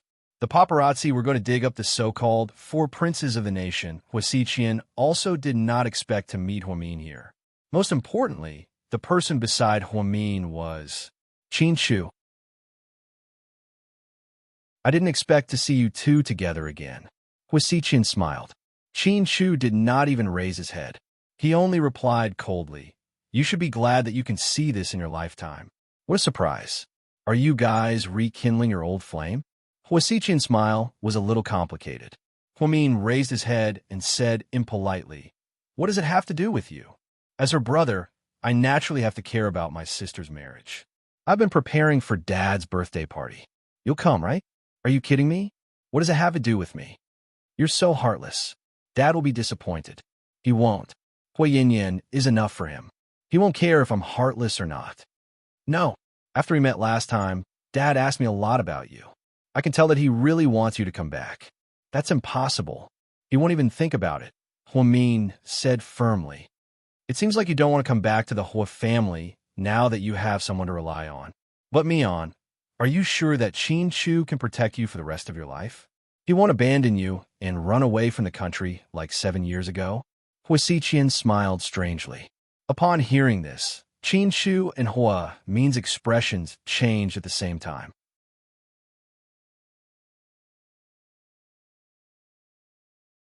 Chapter 127. Hua Min threw a lobster fork onto the table with a clang. She stood up and said, What right do you have to tell me what to do? Oh, look, my dearest little sister is angry. She's so charming when she's angry. Huamin was very angry and wanted to say more, but Qin Shu grabbed her waist and said, Mian, let's go. Huamin was still angry when they walked out of the restaurant. Why did you pull me away? I should have taught him a lesson. Listen to me. Avoid him from now on. Don't get close to him. He's very complicated. Qin Shu had always thought of Hua Xiqian as a very dangerous person, so he didn't allow Huamin to get close to her. The truth was, Huamin had always been avoiding him, but he was always there 7 years ago. He was still like this 7 years later. Young Master Hua. Who was that woman? She's my little sister. Hua Xiqian smiled. Don't you only have one sister, Yin Yin? The woman was a bit surprised as she looked at Hua Xiqian. Yeah, she's also my little sister, my dearest little sister. Hua Xiqian smiled.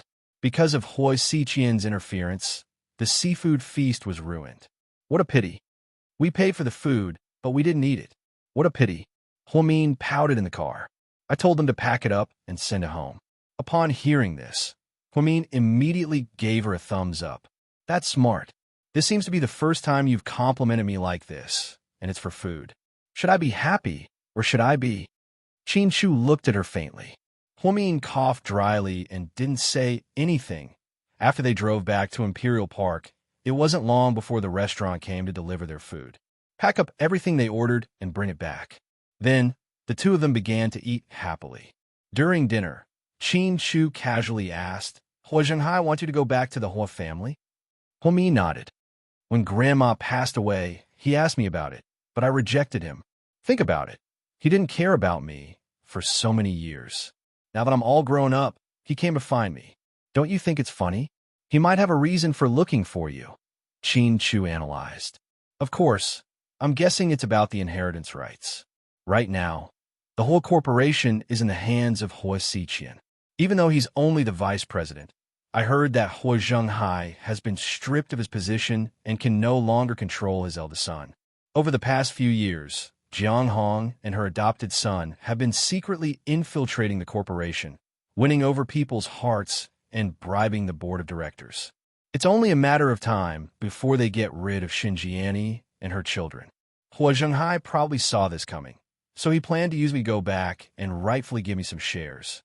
Then, he'll give them to Xinjiani, which will be enough to protect them from being kicked out of the board of directors. I thought you didn't pay attention to these things. I didn't expect you to investigate so thoroughly." Qin Chu always knew that Hua Min was shockingly smart, so he wasn't surprised when she acted this way. "I don't need to investigate this. I can tell just by looking at the financial news. It's only a matter of time before the Hua family's inheritance fight happens. Even biological brothers will fight, not to mention that they're not even born from the same mother. Hua Xiqian is adopted, so if he inherits the power, Hua Zhenghai won't be satisfied. Hua Si is his biological son, but he's too cowardly. I think this is his karma. Now that he wants to use me to protect his second wife, there's no way. I'm not an easy person to deal with." Qin Chu nodded, agreeing with Hua Min. "The whole corporation's money isn't that attractive, but if you want, I can buy it over at any time," Qin Chu said casually. Hua Min shook her head. "No need. I'm not interested in the whole corporation at all." The two chatted as they ate. After Hua Min finished cleaning up and was about to go upstairs, she noticed that Qin Chu's face was pale and weak. "What's wrong? You don't look good," she asked worriedly.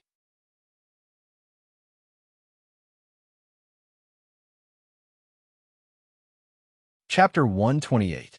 "I'm fine." Although Qin Chu said so, his face was very pale. As a medical staff member, Hua Min could tell at a glance that he was not feeling well. "Qin Chu, tell me, were you feeling unwell?" Hua Min was very anxious. "He was fine just now. Why did he suddenly become like this?" "It hurts a little here," Qin Chu said slowly as he pointed at his abdomen. Hua Min looked at the position and touched it with his finger. "It shouldn't be appendicitis. This isn't the position of the appendix. No, we can't delay. Let's go to the hospital now." "No, it's not a big deal." "No, you have to listen to me." Hua Min was angry. Qin Chu was a medical doctor from a top international university. It was unreasonable for him to insist that he was not feeling well. "It's just enteritis. It's not a big deal." In the end, Qin Chu told him the truth. Hua Min was slightly stunned. "Enteritis? How can there be enteritis?" "Oh, right, we just had seafood." "Oh my God, you can't eat seafood?" Hua Min looked at Qin Chu with wide eyes and a face full of disbelief. Qin Chu did not say anything, but this meant that he admitted it. However, Hua Min clearly remembered that 7 years ago, when the two of them were together, Hua Min loved to eat seafood, so Qin Chu often accompanied her to eat seafood. At that time, she did not notice anything. Could it be that he had been hiding it all this time? "Why didn't you say that you can't eat seafood?" Hua Min looked at Qin Chu and asked sternly. "Because you like to eat it," Qin Chu replied slowly. Hua Min was even angrier after hearing this. What kind of bullshit answer was this? Did he have to risk his health just because she liked to eat seafood? "I'm willing to eat arsenic. Do you want some?" Hua Min said angrily. "That works too. Damn it. Qin Chu, you idiot. Get up and go to the hospital." Without another word, Hua Min reached out to grab Qin Chu's arm. This was the first time Hua Min had cursed since they had reunited 7 years ago. Not only was Qin Chu not angry, he even laughed, because this was the real Hua Min from 7 years ago. "Let's go to the hospital. Hurry up." Hua Min couldn't take it anymore. Qin Chu looked at her red face with amusement and pulled the corners of his mouth. "I'm a doctor, and you're a nurse. We have 2 medical staff in our family. Why do you need to go to the hospital? You'll be fine after taking some medicine. No, don't try to fool me. Acute neuritis is very serious. If you don't treat it in time, you'll become dehydrated. You'll need an injection. There's backup medicine at home. Mian, give me the injection. Qin Shu stared at Huamin with endless gentleness in his eyes. There's medicine at home? Where is it? Only then did Huamin let go of Qin Shu's arm and stand up. There's a first aid kit under the cabinet in the living room. The 4-tube is also in there. Huamin immediately ran over and took out the first aid kit. He opened it and saw that it was indeed complete. There were even daily medications and in 4-tube. Why did you prepare these? This is the first time I've seen someone prepare in 4-tube. Huamin was speechless. Because I want to eat seafood with you a few more times, Qin Shu answered nonchalantly. Huamin's heart ached when he heard this. Just because he loved seafood, Qin Shu stupidly prepared medicine and in 4-tube to treat neuritis. After eating with her, he would secretly give her an injection. He was really risking his life to accompany her. When Huamin gave Qin Shu the injection, her face was dark from beginning to end. There was not a trace of a smile on her face. She felt extremely depressed, indescribably depressed. After the injection, Huamin checked the flow of the 4-tube. After everything was normal, she got up and took a pillow, placing it behind Qin Shu. Qin Shu was flattered that Huamian took care of him personally. He was like a child, his eyes filled with surprise and happiness. Qin Shu, let me ask you, why didn't you tell me earlier that you can't eat seafood? Huamin stared into Qin Shu's eyes as if she was interrogating a criminal and asked angrily. Because after being with you, I'm used to it. Used to what? Used to giving yourself an injection after eating seafood? Qin Shu nodded.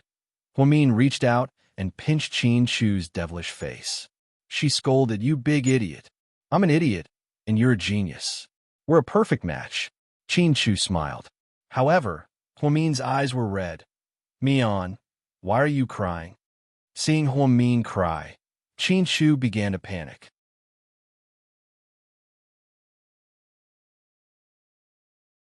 Chapter 129.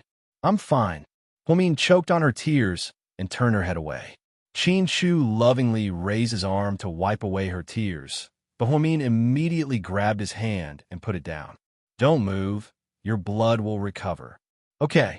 Qin Shu smiled slightly and didn't say anything else. All right. Did you change shifts for GK's employees? Huamin suddenly remembered. Yes. Really? Huamin questioned. You can see for yourself if you don't believe me. Qin Shu took out his phone, pulled up the company's surveillance footage, and showed it to Huamin. Sure enough, the employees went to work as usual. Huamin was relieved. You should rest at home today. Don't go to the company. It's okay, I'll go after the fight. No, you can't go even after the fight. Rest at home. Huamin ordered forcefully. Will you stay with me? Qin Shu asked. Huamin was a bit embarrassed, so he didn't directly answer, but he didn't refuse either. After a while, Huamin slowly said, I'm working the night shift today, so I'll be home all day. Tell me what you want to eat, and I'll make it. Can I eat whatever I want? Qin Shu tilted his head and stared at Huamin, his eyes shining with a golden light. Huamin knew that this guy was up to no good again. As expected, Qin Shu asked, Can I eat you? No. Huamin immediately refused. Qin Shu was slightly disappointed. He looked down at the 4 in his hand and didn't say anything else. Seeing how wronged he looked, Huamin felt bad and comforted him. I'll make you some vegetable porridge. You can't eat greasy food with enteritis.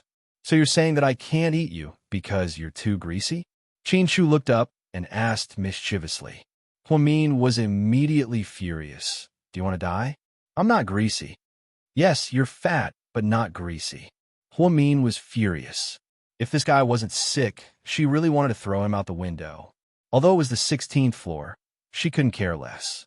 Of course, the immature side of Qin Shu's personality was exactly the same as he was 7 years ago. Not only was he evil, but he was also sharp-tongued. Back then, they had quarreled and quarreled nonstop. In the end, they inexplicably quarreled with each other. Whenever she reminisced about this relationship's deep, she would have many beautiful moments. If it weren't for those external factors, Huamin felt that meeting Qin Shu would be the most beautiful moment of her life. Unfortunately, the tragedy that followed, after Huamin finished cooking the porridge and served it to Qin Shu, she received a phone call. After hanging up the phone, Huamin's expression subtly changed. As smart as Qin Shu was, he knew what was going on. Was that a call from the hospital? Qin Shu asked. Huamin nodded. 2 pregnant women suddenly came in.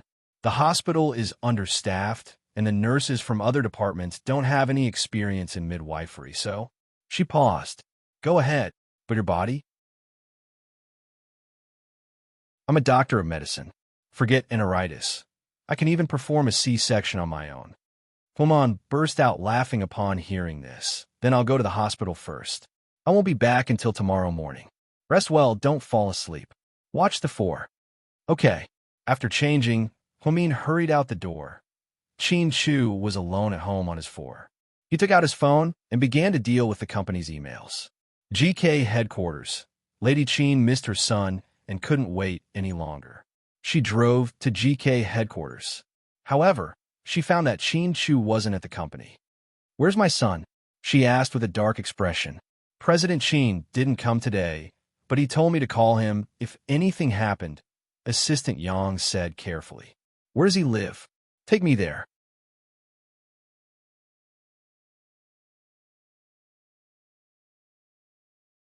Chapter 130. Madam, I'll give President Qin a call first. Please wait a moment. Yang learned his lesson and didn't directly tell the old lady the address of President Qin's new home. He couldn't afford to be blamed by his boss. After hanging up, Yang smiled and said, Madam, President Qin said he'll be here in half an hour and asked you to wait in the office. Lady Qin didn't say anything, but she looked unhappy. After the last fight with his father, Qin Shu didn't show up and didn't talk to them. Qin Yuman was stubborn and thought his son was stubborn, so he went on a business trip to the southern branch office and wasn't in the city. Lady Qin missed her son so much that she came to the company to look for him. After Qin Shu picked up the phone, he pulled out the 4 and drove to the company. Mom, you're looking for me? Qin Shu walked into the office, took off his jacket, and sat on the office chair. Son, where have you been? Why aren't you in the company? I went out to discuss something. Qin Shu said casually. You don't look well. Are you not feeling well? His mother always paid attention to details. Yes, I've been busy recently. I told you not to tire yourself out. You can leave those tedious things to your subordinates. I really feel sorry for you. Mom, why are you looking for me? Nothing. I just missed you, so I came to see you. Qin Shu nodded and didn't say anything. He picked up the documents on the table and started to review them. Son, the president of Tiantong Group will be celebrating his 60th birthday soon. Are you? I don't have time. You and Dad can go to these kinds of business events. Qin Shu didn't wait for his mother to finish and directly refused. Lady Qin sighed slightly. Son, you're not young anymore. You can always be busy with work. It's time for you to get a girlfriend. Even if you don't get married, it's good to have a relationship first. Your dad and I are getting old. We really want to have grandchildren soon. I know. Qin Shu's answer was obviously perfunctory. But there are already rumors spreading outside. Look at our family status. How can we let those clowns talk about us? What did they say about me? Qin Shu put down the document in his hand and looked up curiously. It's unpleasant to hear. Anyway, hurry up and find a girlfriend. Mom won't worry about it. Even if it's not a good match, even if it's just an ordinary girl, Mom doesn't have too many requirements for you now. As long as it's a girl, it's fine. Lady Qin's heart almost broke when she thought about the rumor that GK's young master might be gay. Can anyone? Qin Shu asked. Yes, as long as it's a girl. Of course, there's also Huamin. Qin Shu's eyes darkened, and he turned his head away. I'll handle my own matters. If you're not busy now, have a meal with Mom. Mom, I'm busy right now. Maybe another day. Qin Shu felt slightly uncomfortable when he heard that his mother still cared about Huamin after all these years. He didn't even give his mother a chance to eat. Seeing that her son was busy, Lady Qin didn't dare to say more and got up to leave. When she came out, she ran into Jiang Linyue, who was delivering documents on the top floor. Because of what happened before, Jiang Linyue didn't dare to enter the president's office. Instead, she handed the documents directly to the secretary's office or to Assistant Yang. "Madam, you're here." Jiang Linyue smiled elegantly. "MHM." Before Qin Shu came back to China, Lady Qin was also the CFO of GK. Therefore, Jiang Linyue was no stranger to her. "Madam, if you're not busy, why don't you come over to my place? Ever since you left your position, I haven't been able to see you. I miss you a lot. Let's go." Lady Qin liked this sweet-talking girl. She knew that Jiang Linyue was a highly educated person who came back from abroad. She was smooth and talented, so she naturally liked her. Qin Shu was busy looking at reports in his office when Huang Min called him. "Mian, are you done with the 4? MHM, where are you?" "I'm at home." "Really? Then let's do a video call." After speaking, Huang Min quickly hung up. Huang Min sent him another video call. Qin Shu had no choice but to reject the call. Then he sent a voice message. "The company has cut off the internet today. I can't connect to the Wi-Fi, and my phone is out of data." Huang Min was furious when she saw this. She could understand if the company had cut off the internet, but she didn't believe that his phone was out of data. Did he look like someone who was afraid of wasting data? What a joke. "Qin Shu, are you challenging my intelligence?" Huang Min sent a voice message.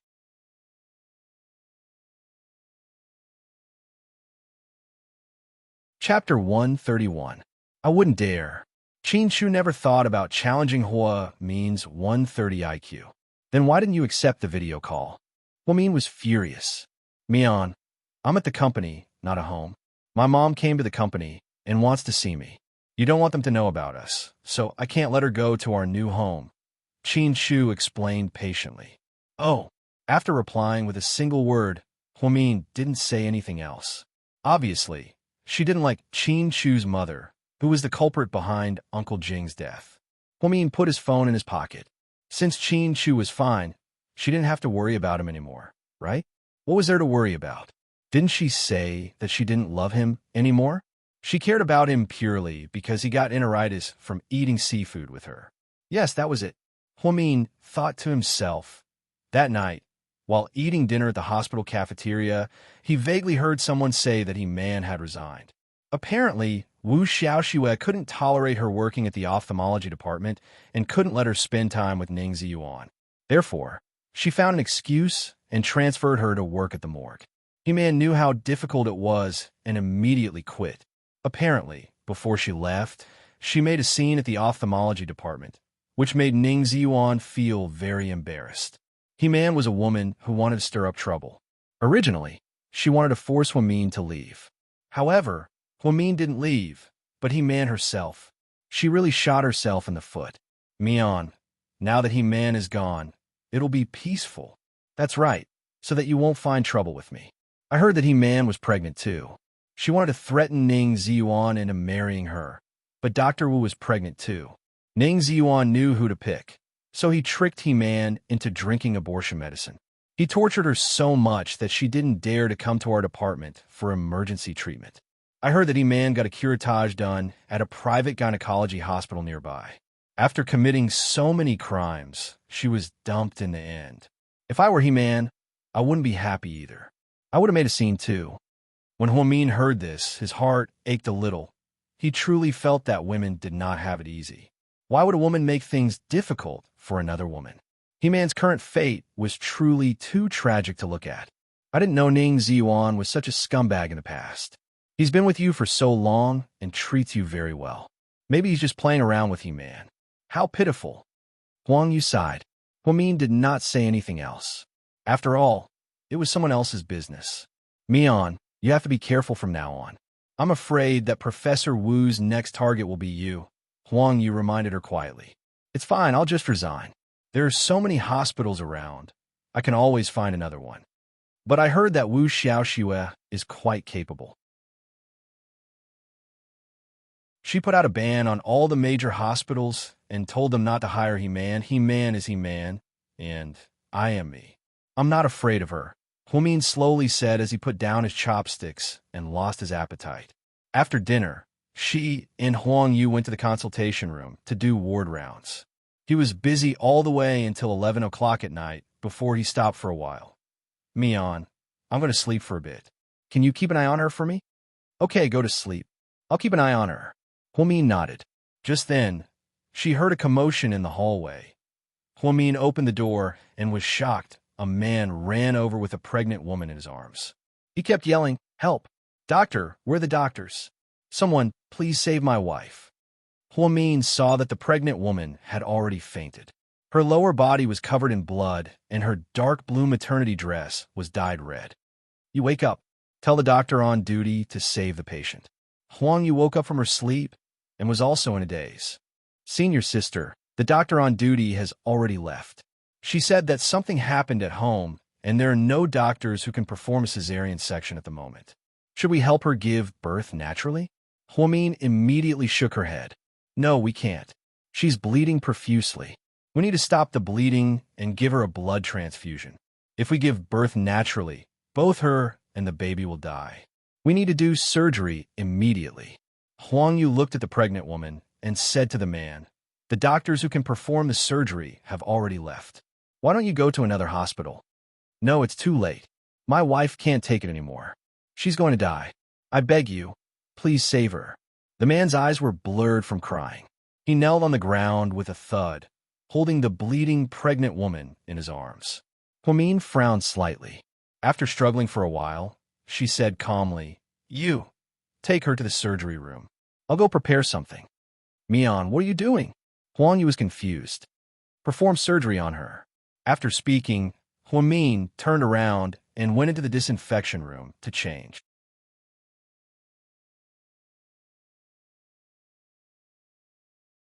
Chapter 132. Huang Yu was dumbfounded when she heard what Huamian said. After Huamin changed, he put on a mask and walked out of the office. "Who's the doctor on duty tonight?" "It's Wu Xiaoxue. Why did she leave in the middle of the night? Isn't she supposed to be on duty until dawn?" Huamin frowned slightly. Huang Yu replied helplessly, "She's the hospital director's niece. Who would dare to say no?" Of course, she had to leave. Huamin picked up the office phone and dialed the number on the list. The phone rang for 5 seconds before someone picked it up. "Hello." Huamian could tell that Wu Xiaoxue was asleep. "Professor Wu, please come back for surgery. A pregnant woman is hemorrhaging and her life is in danger." Before Huamin could finish his sentence, Wu Xiaoxue interrupted him. "What time is it? Are you crazy?" Wu Xiaoxue asked. Then, before Huamin could say anything, Wu Xiaoxue hung up. Huamin didn't give up, so he called Wu Xiaoxue again. However, her phone was turned off. He thought that since Wu Xiaoxue lived nearby, she would be able to make it if she drove over. It wasn't because Huamin wasn't confident that he could perform the surgery, but no matter how good her medical skills were, she was only a nurse. She didn't have a medical certificate, so if she took the risk of performing the surgery, not only would it be risky, but it would also cause a lot of trouble. After putting down the phone, Huamin looked to Huang Yu. "You, if I perform this surgery, can you be my assistant nurse?" "Mian, are you serious? You're a nurse, not a doctor. Are you really going to perform surgery on a patient?" Huang Yu looked at Huamian in disbelief. Huamin was extremely calm. "We don't have time to think about that. This pregnant woman is hemorrhaging and won't last long. If we turn a blind eye, then 2 lives will be lost. I know, Mian. I want to save her too, but we're not doctors. The doctor on duty isn't here, so there's nothing we can do. I feel bad too. Plus, I can only be your assistant. I don't know anything about surgery." "It's okay if you don't know, I know. Don't worry, just be my assistant. But even so, we can't perform the surgery. The anesthesiologist isn't here." Huang Yu looked like she was about to cry. It was late at night, and there was no anesthesiologist around.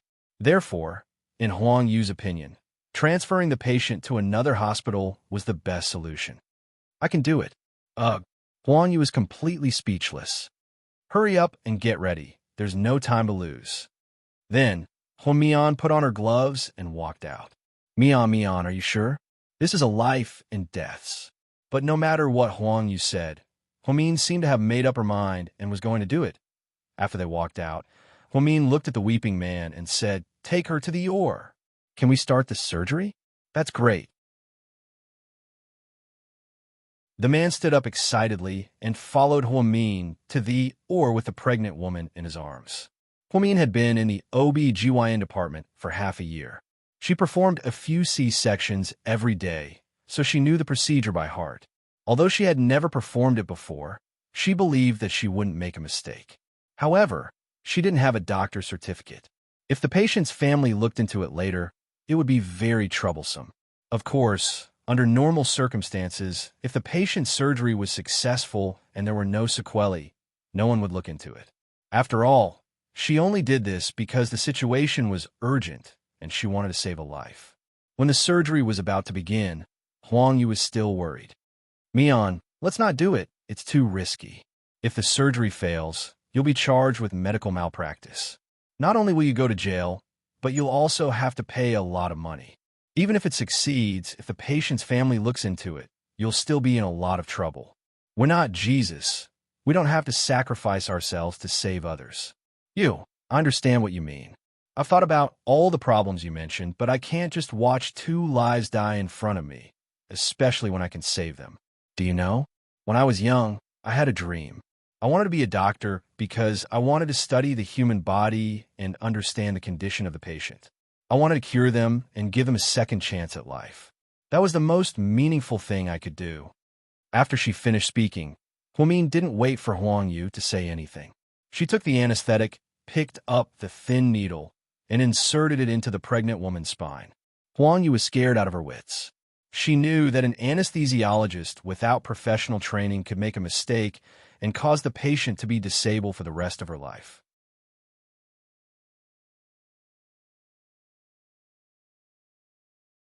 Chapter 133. What are you waiting for? Put the catheter in the patient. Quick, I'm going to give her a blood transfusion. But do you know what the patient's blood type is? Huang Yu looked conflicted. At the same time, she was at a loss because this surgery was simply too unstable. There were a lot of things that had not been done yet. If something went wrong, it would be over. Huamin replied extremely calmly. "I've already finished the test. It's type AB. I just took the blood from our storage room." "Mian, is there anything that you don't know? How come you know everything?" Huang Yu was so excited that she wanted to cry. They had known each other for more than half a year. How come this seemingly ordinary Mian was an all-rounder at critical moments? She was like Ultraman, Superman. "Don't be nervous, it'll be fine. You just have to do what you normally do. I'll take care of the rest." Huamin saw that Huang Yu was nervous and uneasy, so she comforted her. When Huang Yu heard her words, she gritted her teeth and decided to bravely complete this major surgery without any chief surgeon. Following Huamin's instructions, she immediately put the catheter in the patient and monitored the patient's data. Huamin gave the patient a blood transfusion, then put on an oxygen mask and began to stop the patient's bleeding. His speed was so fast that Huang Yu was speechless. The pregnant woman was lying on the hospital bed, completely naked. She was already in a deep coma. Therefore, Huamin used general anesthesia with the anesthetic because local anesthesia was no longer effective on her. Local anesthesia was only effective when the patient was conscious. However, general anesthesia was much riskier than local anesthesia because doctors were afraid that the anesthetic would affect the newborn's brain. Therefore, under normal circumstances, general anesthesia was not recommended unless it was a special case. However, Huamin and Huang Yu encountered one of these rare special cases. "Xiao Yu, report the patient's data. Blood pressure 150 to 90, heart rate 135, pulse is a little weak, probably due to excessive blood loss. Her blood pressure is a little high. Let's lower it first, and then I'll perform a C-section." Huamin put on gloves and carefully checked the pregnant woman's abdomen to see if there were any incision marks. If it was the first fetus, it could be cut open directly. If it was the second fetus, it would have to be cut open at the same place as the first one. This way, it could avoid 2 wounds and a second injury. Sure enough, there was a faint mark on the pregnant woman's lower abdomen. It seemed that it was indeed the second child.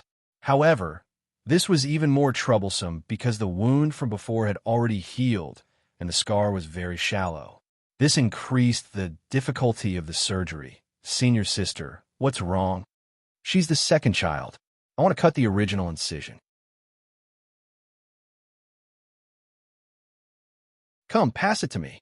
Huamin stretched out his hand. Huang Yu handed over the tools with trembling hands. Then, Huamin calmly cut open the pregnant woman's abdomen. His strength was precise. However, Huang Yu was still very nervous. She turned her head away and didn't dare to look. So, it's a breech position. No wonder there's a lot of bleeding. Her family must be confused. They should have seen it when they did the ultrasound. If it's a breech position, they should have done a C-section a long time ago. Why did they wait until now? Huamin frowned and blamed the patient's family for their ignorance. A breech position, it's a difficult labor. Oh my God, Huang Yu exclaimed. This was the most complicated surgery in history because there were only 2 people in the entire operating room, and both of them were nurses. Huamin performed the surgery without permission from the higher-ups. This was already considered treason. However, Huamin felt that in the face of life, all rules and regulations were pale and powerless because life was the most important thing. She was confident in her medical skills, so she could ensure the safety of the pregnant woman. However, she couldn't think too much about the trouble that would follow. Even if there was trouble in the future, she would face it. After all, this was her choice today. After Qin Chu got home from work, it was already late at night. Because Huamin wasn't home, the huge house seemed empty. He knew that she couldn't sleep when she was on duty, so he sent her a WeChat message. However, there was no response. Qin Chu thought that Huamin was still angry about what happened during the day, so he called her. It rang for a long time, but no one picked up. Qin Chu was even more convinced that she was angry. Therefore, he put on his jacket, went downstairs, and drove to the first hospital. When he passed by a Hong Kong restaurant, he even magically bought supper and hot milk tea. Hello, I'm looking for Huamin from the OB-GYN department, Qin Chu said politely at the hospital's on-call desk. Okay, wait a moment. I'll contact him for you right away. The nurse at the front desk rarely saw such a handsome man, so she welcomed Qin Chu warmly. When their eyes met, she even blushed.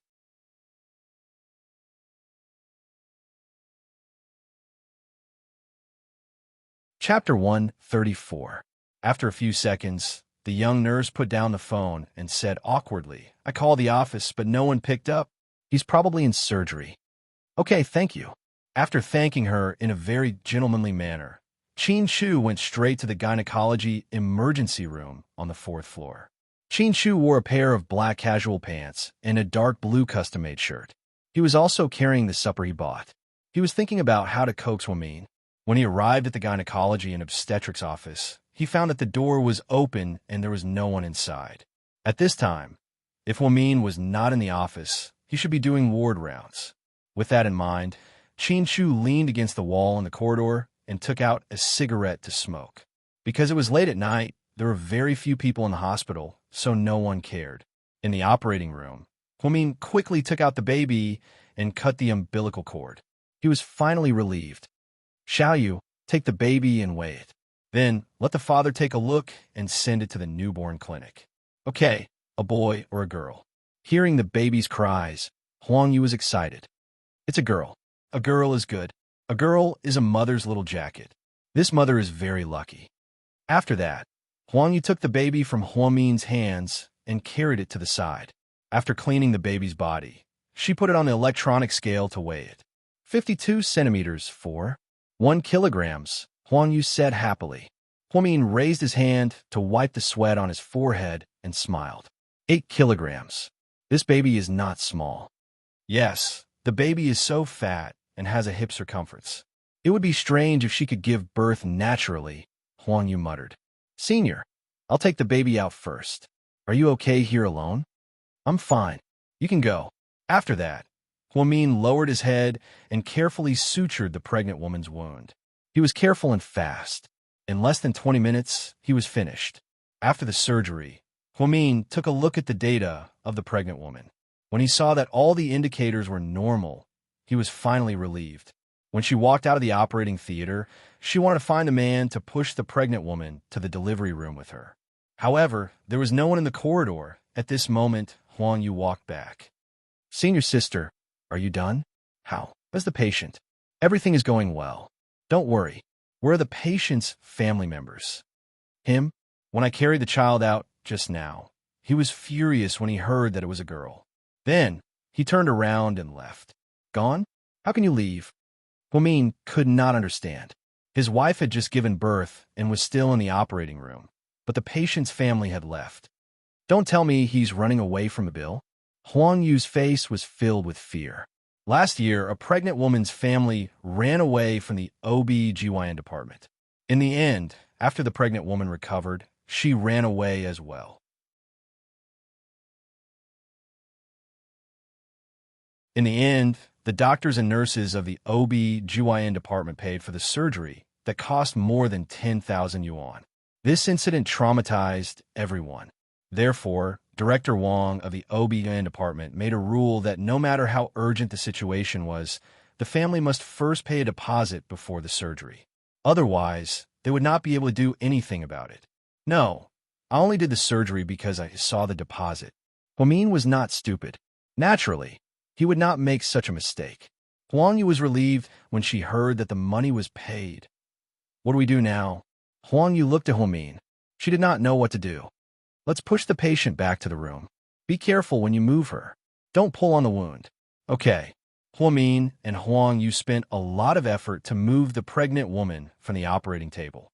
Then, they pushed her into the ICU for 24 hours of observation.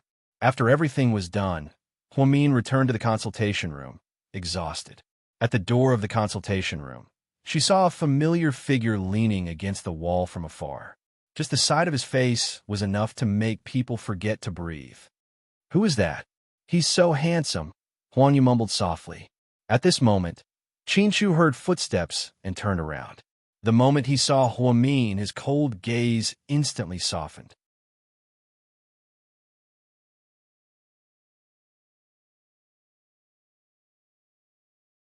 Chapter 135. Why are you at the hospital? Huamin walked over and looked at Qin Shu in surprise. "Supper." Qin Shu did not answer Hua Min's question. Instead, she waved the lunchbox in her hand. Huamin was actually a little hungry.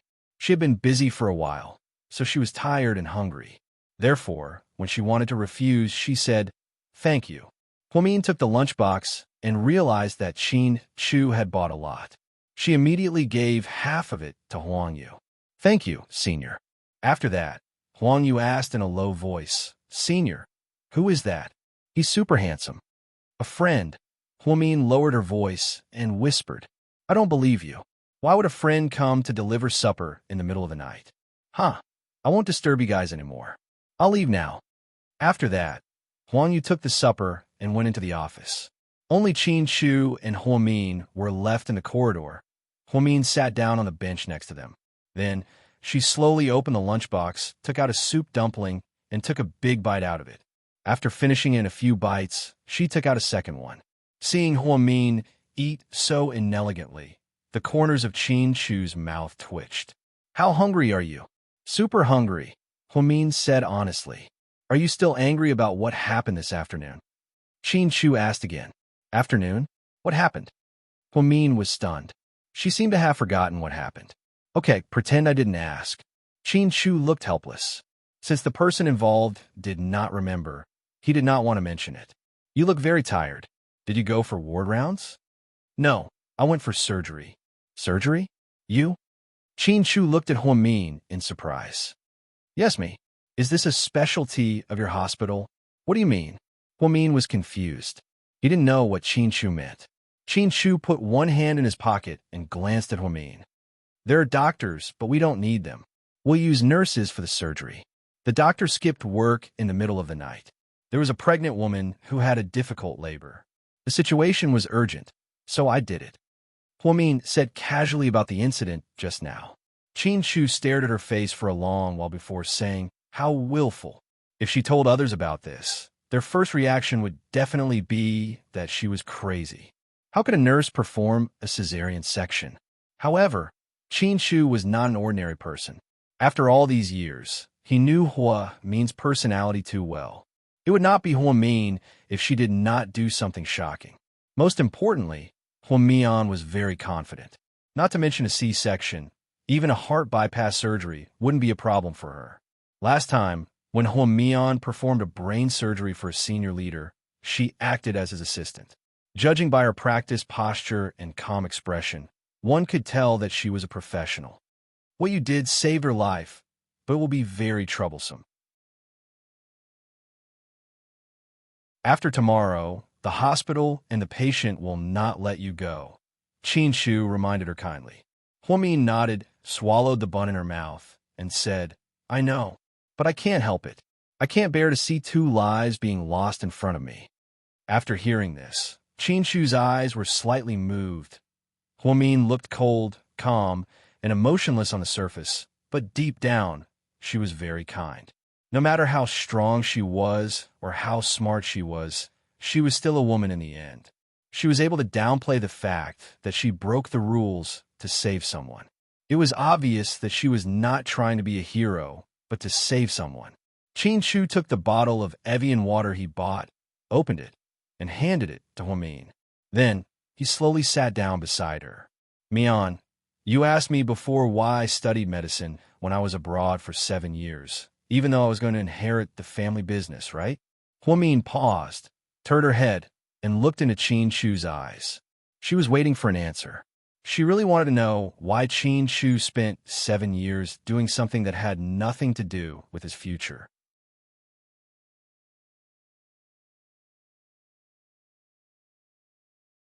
Chapter 136.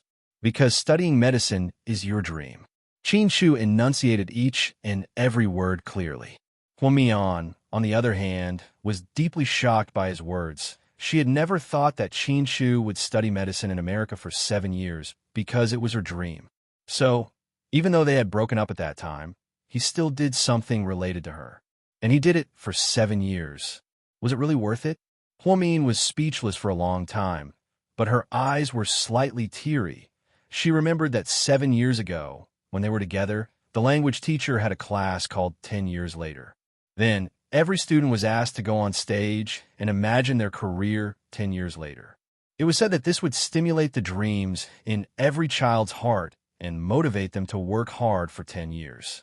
There was once a teacher in America who did such an experiment. In the end, after 10 years, when he checked the current situation of the children, he shockingly found that 80% of the children chose the career that was mentioned back then. So, the homeroom teacher, Ms. Yao, also had such a class. Qin Shu couldn't remember what the others said, but he remembered that Hua Min, a girl with long hair that reached her waist, walked on stage and said, 10 years later, I want to be a doctor because I think that understanding the human body structure, developing ways to cure all kinds of diseases, and extending human life is the greatest invention to date. At that time, some students mocked and said, Isn't it just a doctor? Why are you making it sound so complicated? At that time, Hua Min replied coldly, So what if you look down on doctors? Will you never fall sick and go to the hospital in your life? At that time, that student was speechless by Hua Min's question. Ms. Yao praised Hua Min's dream.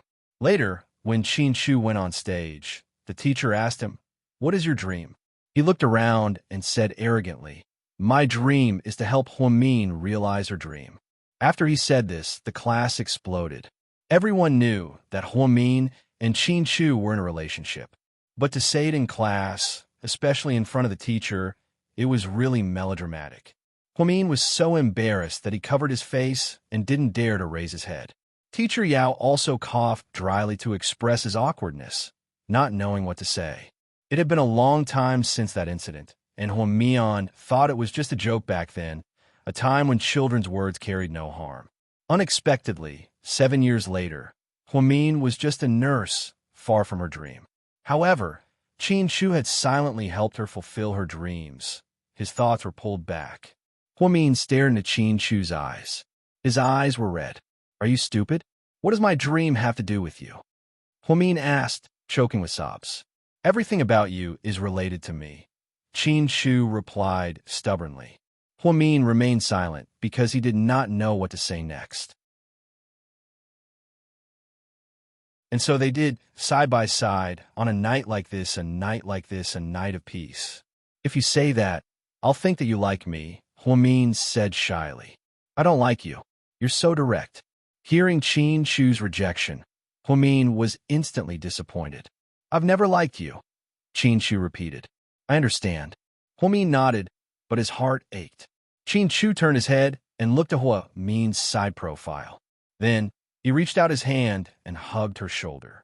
There were some things that he did not want to say clearly, because he felt that there was no need to talk about loving someone all the time. Actions were better than words. There was still a long way to go. He believed that one day, Huamin would understand his feelings. Huamin felt the warmth from Qin Shu's palm slowly spread over her shoulder. This feeling was incredibly comforting. She took the opportunity to gently lean her head on Qin Shu's shoulder. She suddenly felt that she had a shoulder to lean on. Qin Shu, yes, the supper you bought for me tonight must be very expensive, right? Just when Qin Shu thought that Huamin was going to say something emotional, what she said made him sweat.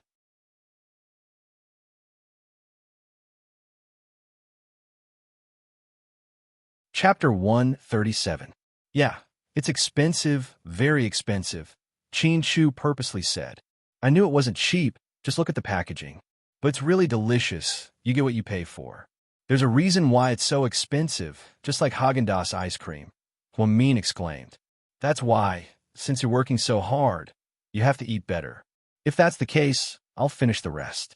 After speaking, Huamin stood up, took the leftover soup dumplings and shrimp dumplings, and started eating again.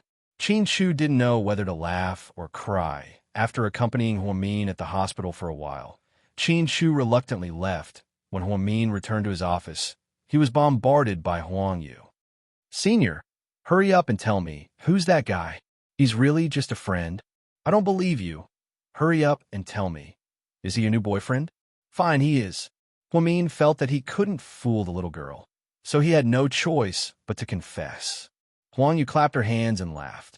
Haha, I knew it was your boyfriend. He's so good. How did you meet him?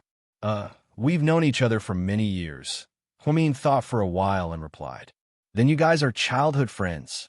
You could say that. That's so romantic, right? Is he rich? What does he do? I saw the packaging of the supper. It's from Li Fuji Hong Kong restaurant.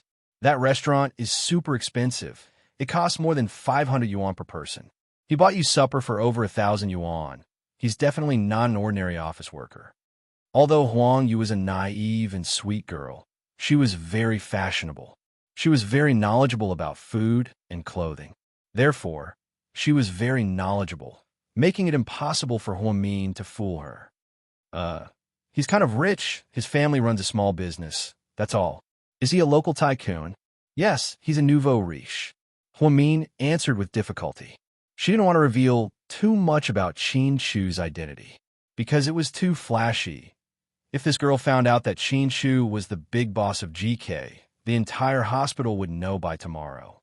Impressive, senior sister. No wonder you didn't take a fancy to the forensic doctor that the head nurse introduced to you. It turns out that you have your own candidate. He's so outstanding, rich and rich. He's practically perfect.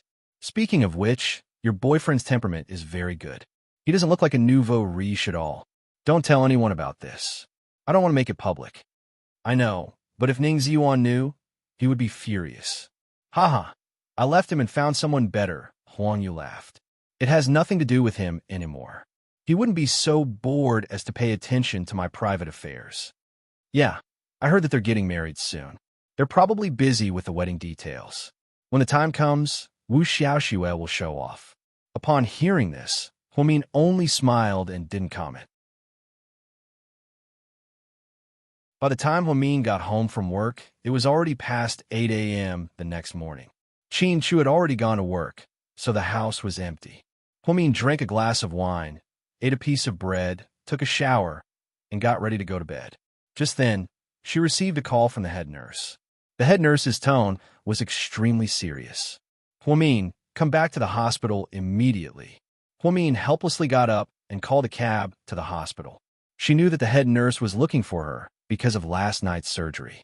To her surprise, as soon as Huamin arrived at the OB-GYN clinic, she was greeted by her colleagues. Nurse Lin Lin whispered. Hurry up and go in. The head nurse and Dr. Wu are arguing. Dr. Wu wants to fire you.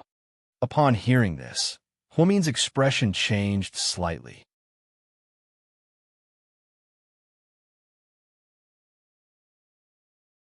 Chapter 138. When Huomin walked in, the head nurse was still arguing with Professor Wu. No matter what, I will never agree to fire Huomin, the head nurse insisted. Wu Xiaoxue looked at the head nurse arrogantly and said, Do you know that you are trying to protect her? Who does she think she is? She's just a lowly nurse. How dare she operate on a pregnant woman?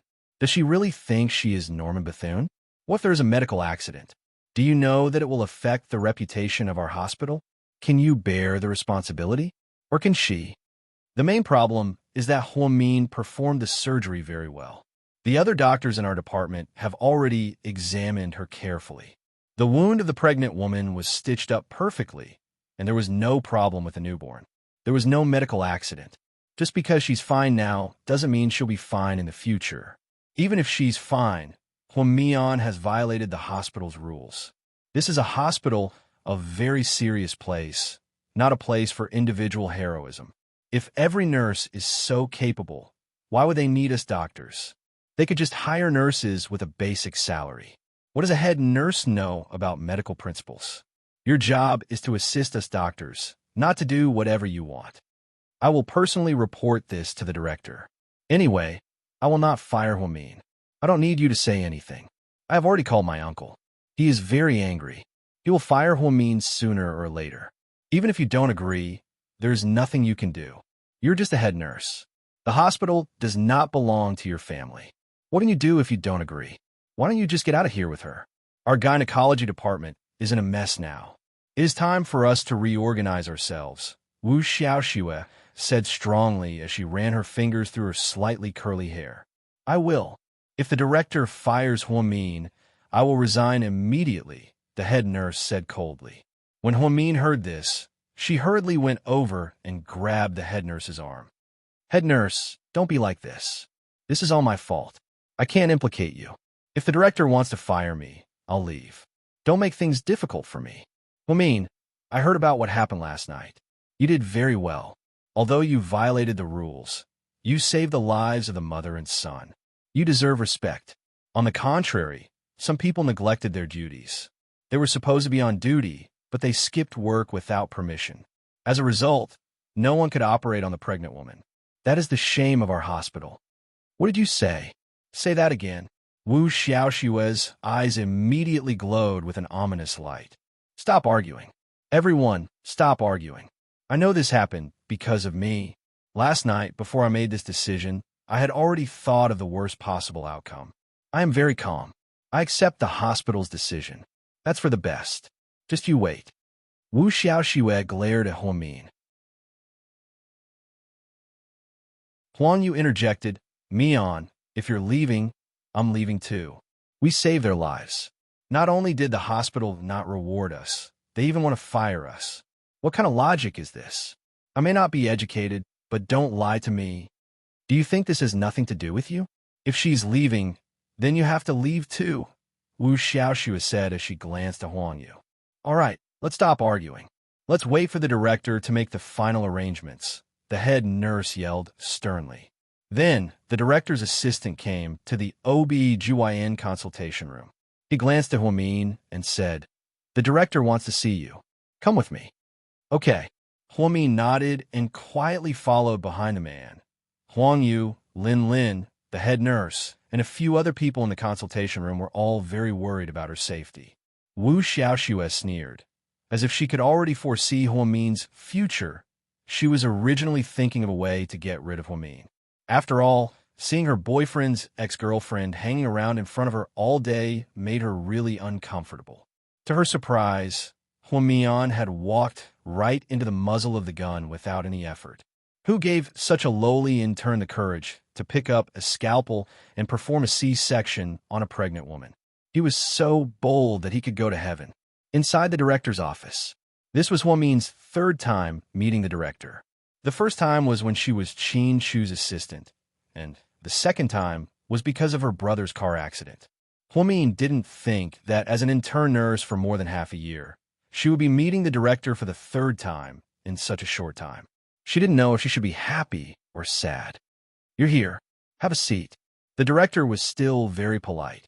"Director, this is my fault. Please fire me. I won't drag the hospital down with me." Before the director could say anything, Huamin took the initiative to resign.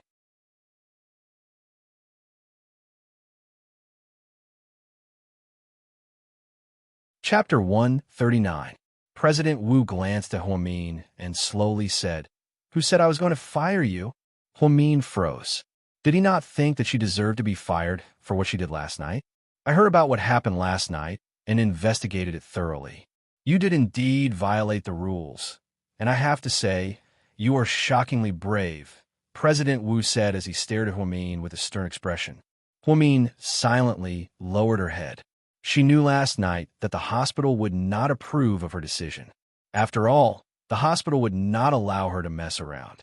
"Although the hospital does not approve of what you did, I personally admire you. I would like to represent myself and pay my respects to you. Last night, you saved 2 lives." After he finished speaking, President Wu stood up and respectfully bowed to Huamin.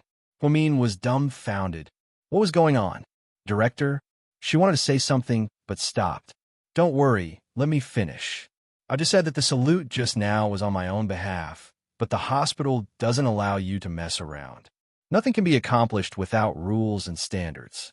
As a nurse, and an intern nurse at that, you crossed the line and used the hospital's operating room and surgical equipment to perform surgery on patients without the permission of the leaders.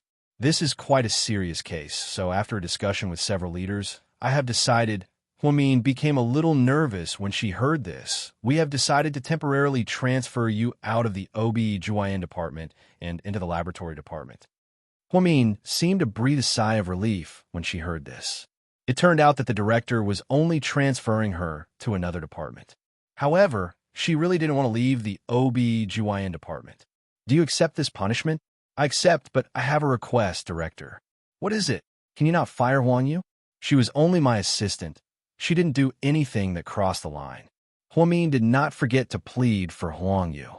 "The nurse who was with you has also been transferred out of the laboratory. Both of you should be transferred together. Otherwise, it will have a bad impact on the gynecology department. If the patient's family members make a scene, it will be difficult for us to explain." "I'm relieved." Huamin felt much better when he heard that Huang Yu would be transferred to the laboratory with him. "Huamin, your head nurse once highly recommended you to me. I've also seen your resume. I heard that your IQ is shockingly high. No matter what it is, as long as you're willing to learn, you can learn it easily. You can learn something that others have to work hard for 10 years in a very short time, and you can even do it very well. After what happened last night, I really saw your great potential. So if the hospital wants to send you abroad for an exchange, would you be willing?" Hearing the dean's kind invitation, Huamin smiled with relief. "There's no need for that, Director. I'm already so old, and I don't want to learn anything. I'm quite happy working in our hospital, and it's pretty good. I'm really grateful that you didn't fire me this time. I heard that you had multiple roles last night. You were the chief surgeon and the anesthesiologist. A few doctors in the gynecology and obstetrics department were amazed when they saw the patient's wound and recovery. Pregnant women have a difficult breech position, and the surgery is very difficult. Not to mention a newbie like you. Even an experienced chief physician would not dare to operate on her. You're very good. Have you done any clinical experiments before?" Huamin shook his head. "Never. Last night was the first time I actually operated on her. That's why I said that you're really a medical genius.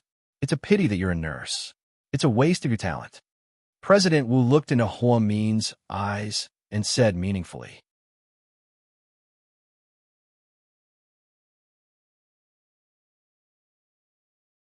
Chapter 140. "Director, you flatter me.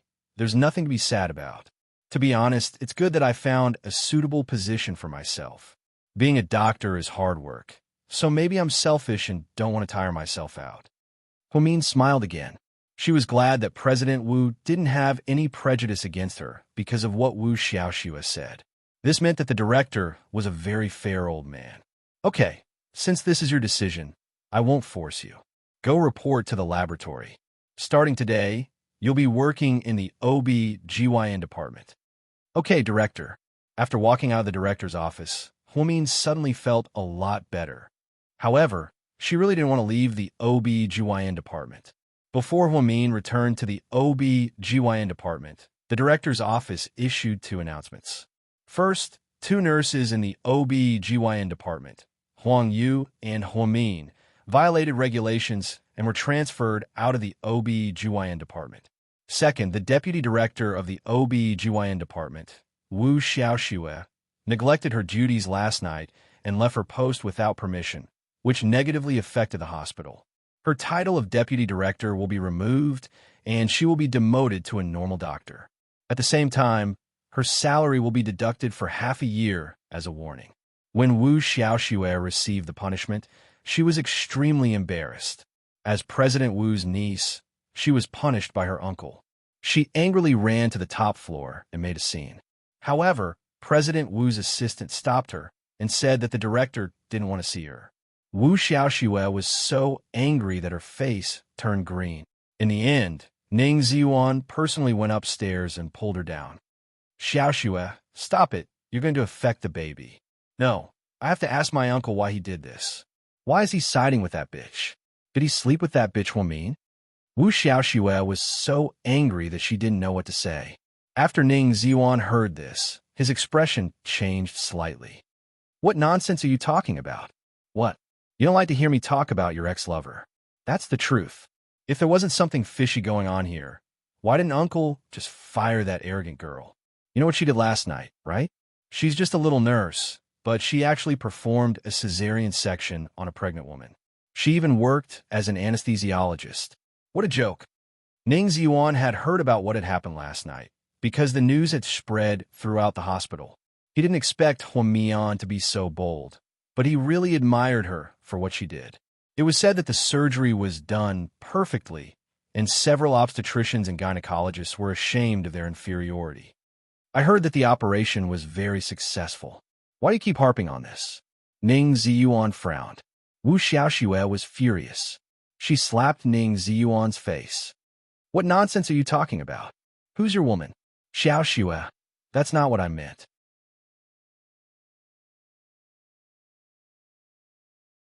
What I meant was that you have to calm down and deal with this matter. I can't calm down. I want to see my uncle. He can't treat me like this. If he doesn't let me be the director, I'll quit. I'm going to tell my dad how my uncle treated me. I want to resign. I don't want to be a normal doctor. I'm a professor. Wu Xiaoxue yelled at the door of the director's office. President Wu was unmoved. He knew all too well how willful his niece was. However, he knew a little about Huamin. He finally understood why such an ordinary-looking girl would be favored by someone like Qin Shu. She was so special. Director, Miss Wu is making a scene at the door. Do you want to see her? The assistant couldn't stand it anymore, so he went in to ask the director. Don't worry about her. Let her make a scene.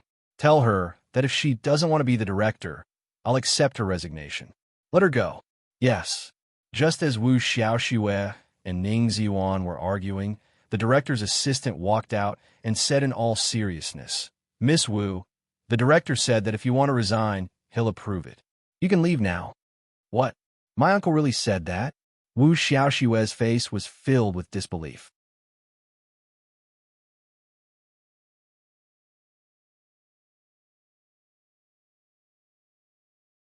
Chapter 141. Yes, that's right. No, I want to see him. I want to ask him face to face. Wu Xiaoxue refused to give up. In the end, Ning Ziyuan carried her and rushed upstairs. It would be too embarrassing if they continued to make a scene. Huamin and Huang Yu packed their things in the OB/GYN department and prepared to leave. All the colleagues in the OB/GYN department stood at the door to see them off. Dr. Wang quietly pulled Huamin's sleeve. You did a great job last night. The surgery was perfect. Thank you, Dr. Wang. Huamin pursed her lips. I'll treat you to a meal when we're free. We can discuss the details of the surgery. Huamin didn't expect that even Dr. Wang, who was famous for her medical skills, would treat her to a meal to discuss her medical skills with her. Huamin, stay there for a while.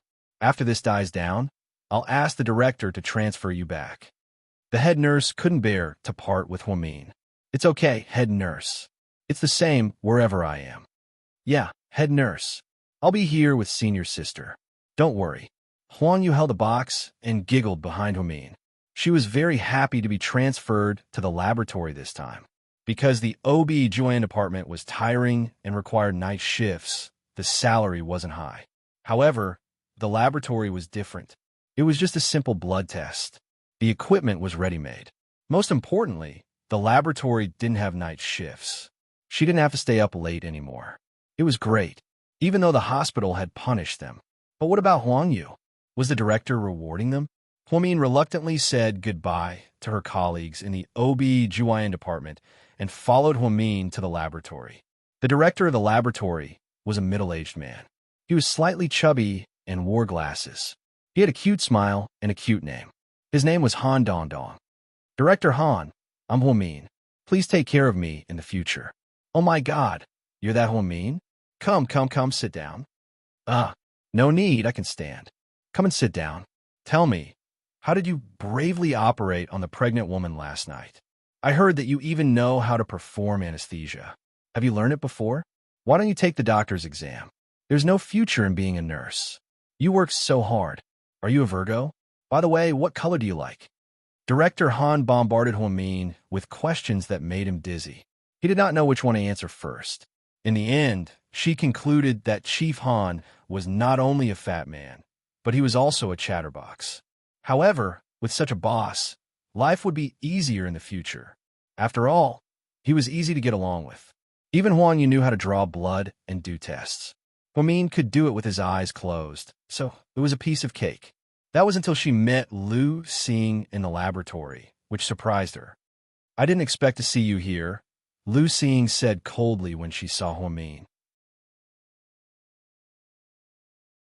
Huamin also did not expect to see her high school classmate, or rather, rival, in a laboratory on the first day. She was not a rival in love because Qin Shu did not even look at her in the eye. Not long ago, he even embarrassed her in the WeChat group. I'm quite surprised too, Huamin replied. Draw my blood.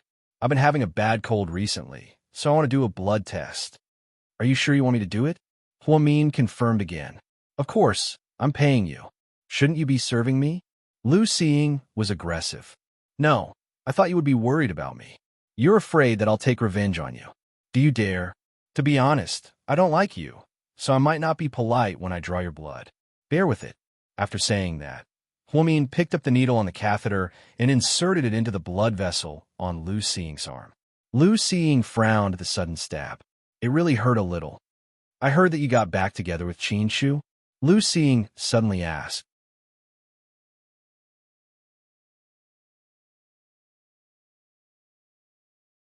Chapter 142.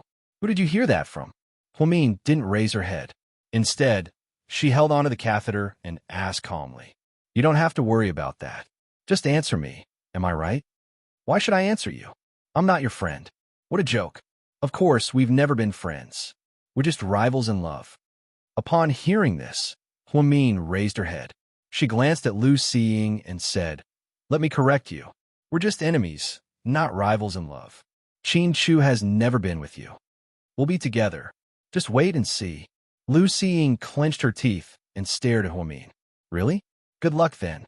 After speaking, Huamin pulled out the needle and said, We better press down there, or else you'll get a bump. Did you do it on purpose? Lu Xing was a little angry. Of course not. If I did it on purpose, I wouldn't have found the blood vessel in one go. I would have pricked you repeatedly until the blood vessel was damaged. How vicious, Lu Xing cursed. Actually, I didn't do that, did I? Huamin only smiled. She wasn't angry. Before leaving, Lu Xing looked at Huamin and said, Huamin, you're still as arrogant as ever. I won't admit defeat. Just you wait. Qin Shu will be mine sooner or later. Okay, I hope you never wake up from your sweet dream. Upon hearing what Huamin said, Lu Xing was so angry that she turned around and left. Huamin chuckled. She seemed to have found the feeling of bickering with Lu Xing back in school. The truth was She didn't hate Lu Xing at all, even though she was always hostile toward her. However, she was at least an open and above-board person. If she had something bad to say, she would say it directly. She wouldn't do anything behind people's backs. Wasn't there a saying that one would rather offend a gentleman than a villain? Therefore, Huamin felt that Lu Xing was at least a respectable opponent. When they were having lunch in the cafeteria, some people pointed at Huamin, praising and criticizing him. Some praised her for her courage and medical skills, saying that she would be a talent sooner or later. Some said that she would be kicked out of the hospital sooner or later if she didn't court death. However, none of that mattered to Huamin. "Senior sister, aren't you angry that everyone is talking about you?" Huang Yu asked in a low voice. "Why should I be angry? Life is my own. If I care too much about other people's opinions, then wouldn't my life be like a pair of underpants? I'll have to take whatever fart others throw at me." "Ha ha, senior sister, you are so cute. If I were a man, I would definitely marry you." Huang Yu couldn't stop laughing. "Come on, if you're a man, I won't marry you." As the two of them chatted, they did not notice the person behind them. Wu Xiaoxue was emotionally unstable, so she skipped work and went home to rest. Ning Ziyuan was physically and mentally exhausted. He was not in a mood to work all morning, so he didn't want to eat lunch. However, he heard from his colleagues at the ophthalmology department that they saw Huamin, so for some reason, he came as well. "Mian, I heard about what happened last night. You're amazing." Huamin was talking and laughing with Huang Yu. When he turned around and saw Ning Ziyuan, his bright smile immediately disappeared. "Thank you." Her tone was especially distant. "Can I talk to you alone? I have something to tell you," Ning Ziyuan said awkwardly. Then, he looked at Huang Yu meaningfully. Huang Yu didn't dare to make the decision. She looked at Huamin again, as if asking for Hua Min's opinion.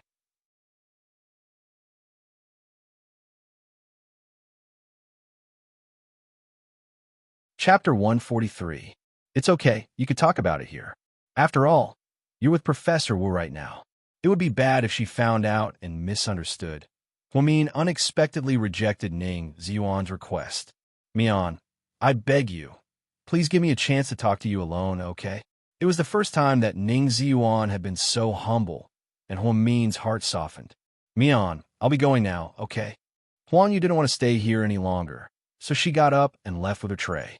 Ning Ziyuan took the opportunity to sit down across from Huamin. "Aren't you afraid that Professor Wu will hear you talking to me so brazenly?" asked Professor Wu. "I'm not afraid of her. It doesn't matter," Ning Ziyuan said calmly. "Oh, what do you want to talk to me about?" "Hurry up. I'm a little busy and have to go back to work," Huamin said as he looked at the time on his phone.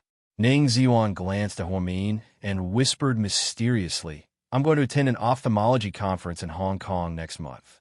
"That's good news, congratulations. But everyone has to write a new academic paper. You know that you helped me before, so can you help me this time as well?" Ning Ziyuan stuttered. Huamin understood that Huamin had a favor to ask of him. No wonder Huamin was so polite. "I'm sorry, I can't help you." "Mian, please." "Ziyuan, you can't always rely on others. If you have so much time, why don't you research how to achieve success in ophthalmology? Really, as long as you put your heart into it, you'll learn something. After all, no one can steal what you've learned. But I don't have the talent. You're a genius, I know. Even if I'm a genius, I don't have to help you. I can give you money. Can you write another one for me? How about 30,000 yuan? Huamin smiled a smile that contained a lot of emotions. However, Ning Ziyuan couldn't tell. He anxiously asked, 50,000, is 50,000 enough? You can buy a cherry scooter for your brother with 50,000 yuan. Doesn't he love cars? Think about it. Ziyuan, you might not know this, but I'm not poor anymore. I don't need money. Upon hearing Ning Ziyuan's emphasis on money, Huamin smiled. Ning Ziyuan slightly froze. Then he remembered what happened with Qin Shu. Yeah, how could I forget? You have a rich ex-boyfriend. How could you lack money? It's not about money. Anyway, I can't help you. Women are so heartless. You won't help me after we broke up. Haha, you're so realistic. Ning Ziyuan laughed mockingly when he saw that Huamin wasn't willing to help him. Huamin was a little unhappy as he retorted, "Same to you. When it comes to this, you can only be better than me." Thinking back to when his brother needed money so badly for his surgery, Huamin felt like he was helping Ning Ziyuan. He really was asshole. Then, Huamin threw down the unfinished food on his plate, got up, and left. Ning Ziyuan felt that the current Huamin was completely different from before. She wasn't gentle, she wasn't low-key, and she didn't even smile at him. When Huamin got home from work, Qin Shu was there as well. "Congratulations, you don't have to work night shifts anymore," Qin Shu said proudly. How did you know?" Huamin remembered that he didn't tell Qin Shu that he was being transferred out of the OB/GYN department.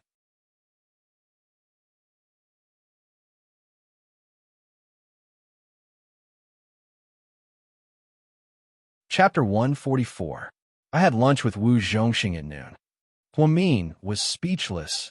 "Okay, so you were the one who asked President Wu not to fire me? How is that possible?"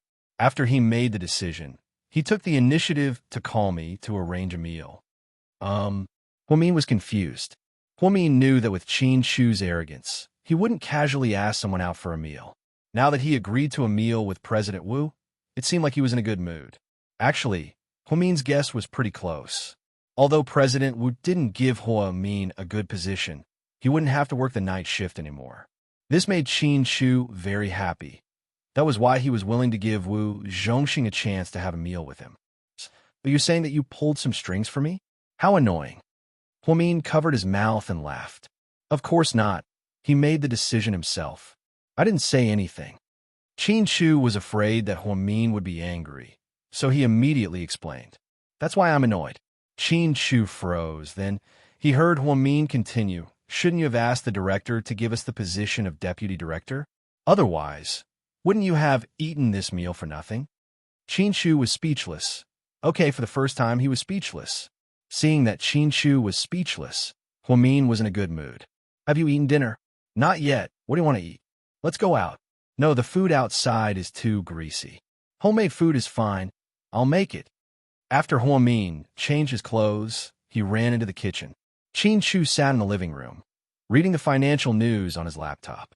Such a simple and peaceful life was actually what he had always dreamed of.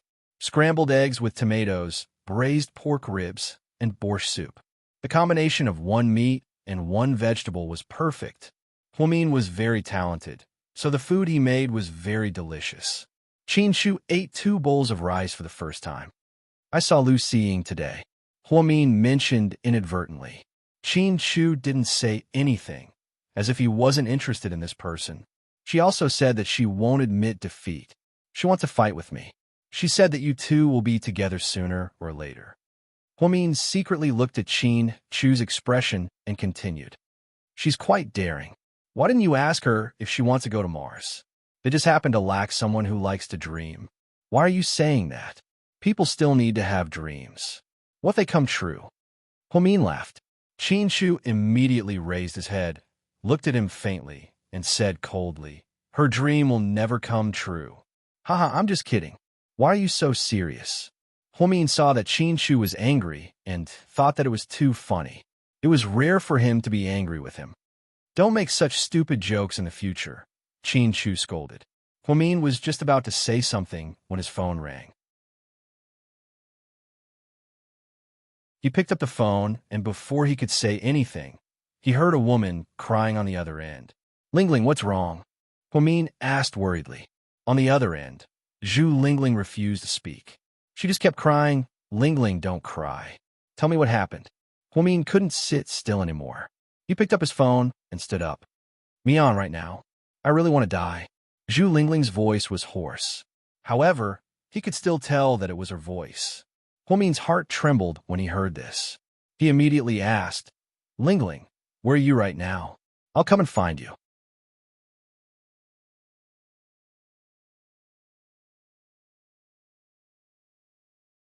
Chapter 145.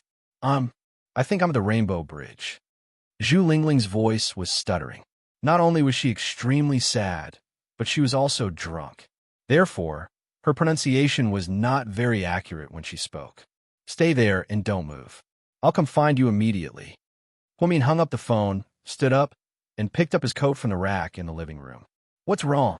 Qin Shu saw her panicked expression. Something's wrong with Lingling. I'll go check it out. I'll drive you. It's okay. Huamin thought that Qin Shu would be tired from work, so he might as well take a cab. He didn't want to trouble him. But before he could finish speaking, Qin Shu had already put on his coat and left with his car keys. His efficiency was unparalleled. The traffic wasn't too heavy at night, and Qin Shu drove fast, so they arrived at the Rainbow Bridge in less than 15 minutes. From afar, Huamin saw a familiar voice standing on the bridge. She was wearing a red dress and swaying as she stood by the bridge. Who else could it be but Lingling? Oh my God, is this girl trying to kill herself? Huamin didn't have time to think. As soon as the car stopped, he opened the door and ran out. Qin Shu parked the car and followed him. Zhu Lingling was their high school classmate, and the three of them had known each other for many years. Although Qin Shu wasn't interested in any woman other than Huamin, he knew that Zhu Lingling was Huamin's best and only friend. Lingling. Huamin hugged Zhu Lingling from behind and forcefully dragged her down from the Rainbow Bridge. This girl was usually carefree, cheerful, and had a sharp tongue. It was rare for her to lose her composure like this. Huamin guessed that something must have happened to make her act so strangely. When Zhu Lingling saw Huamin, she hugged him and cried uncontrollably. Mian, I don't want to live anymore. I'm so sad. My heart hurts. It hurts so much here. Zhu Lingling cried as she pointed at her chest. Lingling, we're not in a hurry. We could talk about it slowly. Let's go.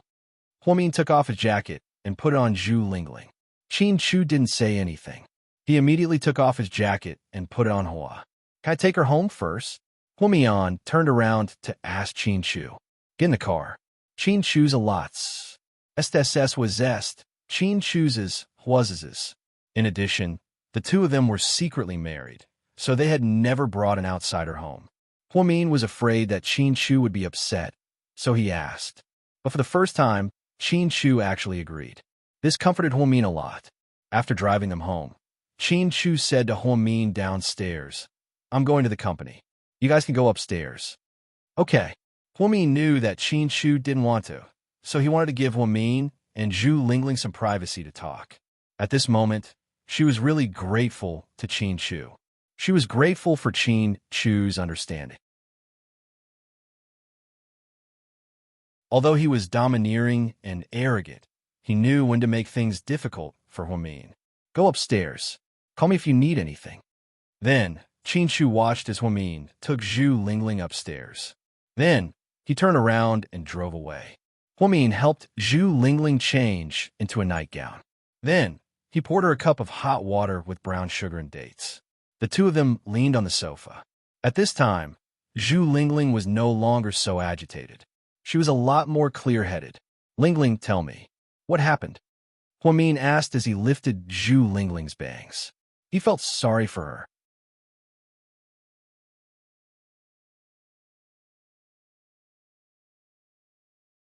Chapter 146. Zhu Lingling wiped her red and swollen eyes with a tissue and said in a hoarse voice, Mian, I'm heartbroken. I knew it. Otherwise, there's nothing that can defeat you. Huamin didn't seem surprised at all. After all these years, he knew Zhu Lingling's temper too well. This girl was insensitive and didn't care about trifles. She was loyal to her friends and filial to her family, but she was too infatuated with relationships. Zhu Lingling had a few relationships that ended without a happy ending. Every time, she was heartbroken and couldn't extricate herself. So, every time Zhu Lingling announced that she was in a relationship, Huamin looked happy for her on the surface, but he was secretly worried. He was afraid that the man she found wasn't reliable and would hurt her again. Sure enough, I trusted him so much and loved him so much, but he lied to me. Did you know? He lied to me. Speaking of that man, Zhu Lingling became emotional. Huamin passed her a tissue again and comforted her. Calm down, speak slowly. We met on the plane. He's a first-class guest. He's not that handsome, but he has a good temperament. He's very mature. You know that I've always liked mature men more than little fresh meat. Huamin nodded to show that he understood. He took the initiative to add me on WeChat. and we got along very well. Not long after, we started dating. His job is not bad. He's a senior engineer, the kind that does construction. I've always thought that science guys are the kind that's dumb, but he's different. He's humorous and witty, and most importantly, he's very meticulous. He's very nice to me, and he's also very generous. You also know that women have vanity. Although I also like those luxury goods, I really can't buy them often. After he found out, he gave them to me. Did you find out that those luxury goods were fake? Huamin interrupted and asked. Of course not. How could you think that? Zhu Lingling looked at Huamin helplessly. Huamin smiled. I'm just teasing you.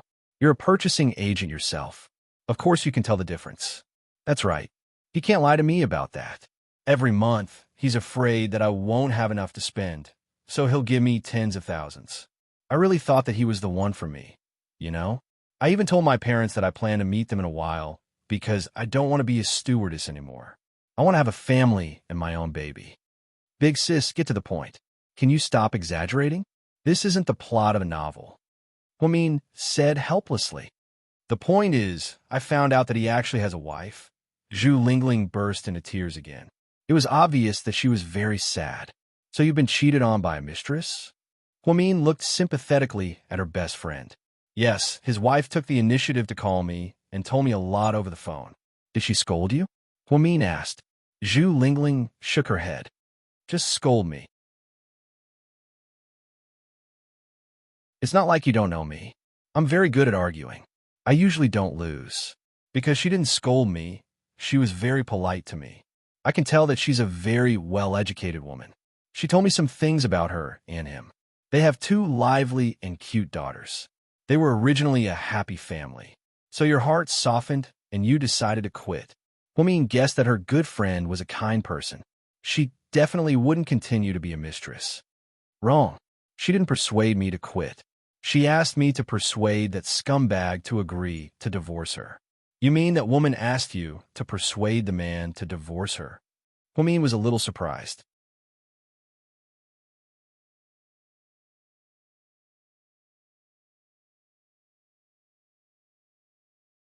Chapter 147.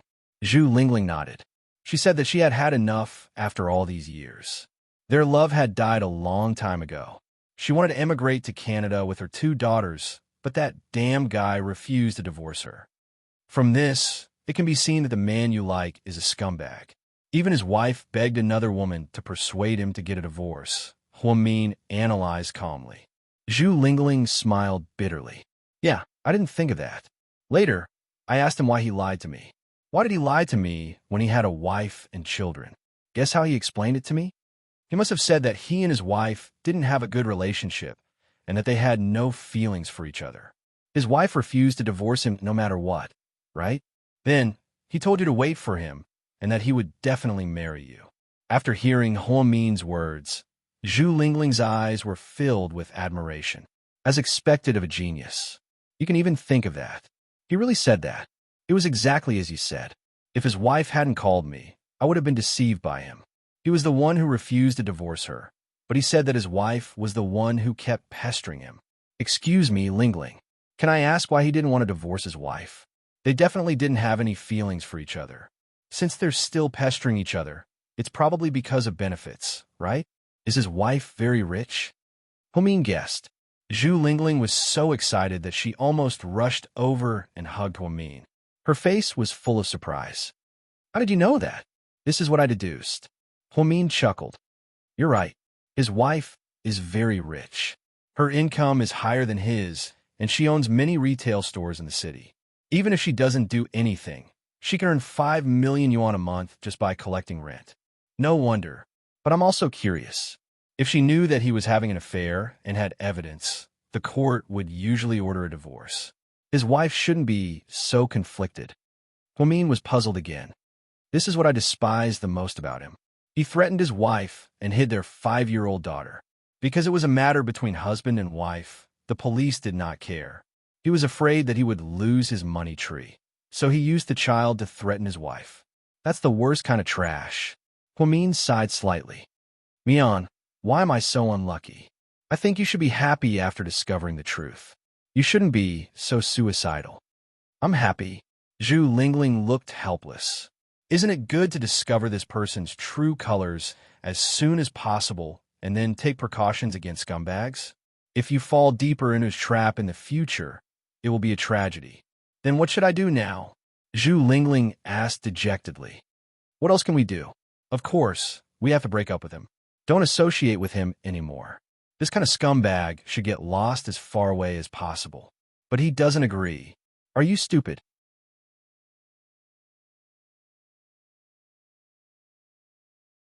So what if he doesn't agree? You're just dating. To put it bluntly, he's having an extramarital affair. It's not a legal relationship. He said that he loves me very much. Then if I tell you that Qin Chu told me that he loves you very much, would you believe it? Huamin looked angry. Zhu Lingling immediately shivered in fear. Are you kidding me? Sis, I can't afford to offend that god of yours. So you don't believe in that kind of nonsense. I know. I just feel bad after spending so much time with him. That's normal. There are so many scumbags nowadays. Meeting a few of them is just a lesson. You learn from your mistakes. Just remember that in the future. Yeah, I learned a bloody lesson. I'll remember it, Zhu Lingling said with red eyes. So, you must take a shower and sleep. Then, don't think about anything else. No, I'm still here. Let's go. It's too inconvenient to stay at your place. After speaking, Zhu Lingling was about to get up. However, Huamin stopped her. Qin Chu isn't home. Don't worry and stay here. It's good to have you here at a time like this. Zhu Lingling suddenly hugged Huamin and thanked him from the bottom of her heart. Don't be silly. We've known each other for so many years. Whenever something happens to me, aren't you the first one to jump out and protect me?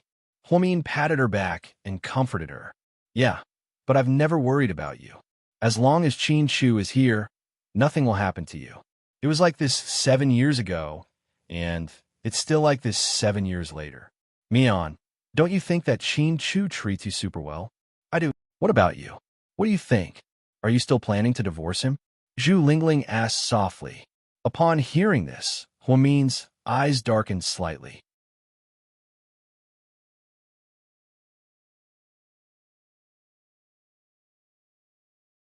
Chapter 148.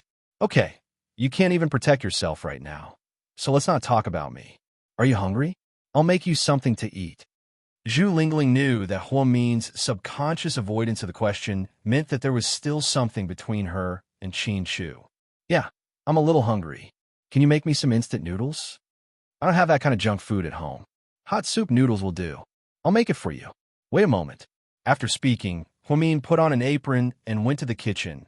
With Huamin's company, Zhu Lingling calmed down a lot. She ate the noodles, took a hot bath, and went to bed early. The next day, she went out with Huamin. Huamin went to work, but she went home. Before they left, Huamin reminded her worriedly, remember what I told you. Block all of his WeChat and phone numbers. Don't contact him anymore, or else it'll be even more painful. Also, if you can't pull yourself out, then you'll end up like his wife. I know, girl. Don't worry. Thank you for taking care of me all night. Cut the crap and go home. Call me if you need anything.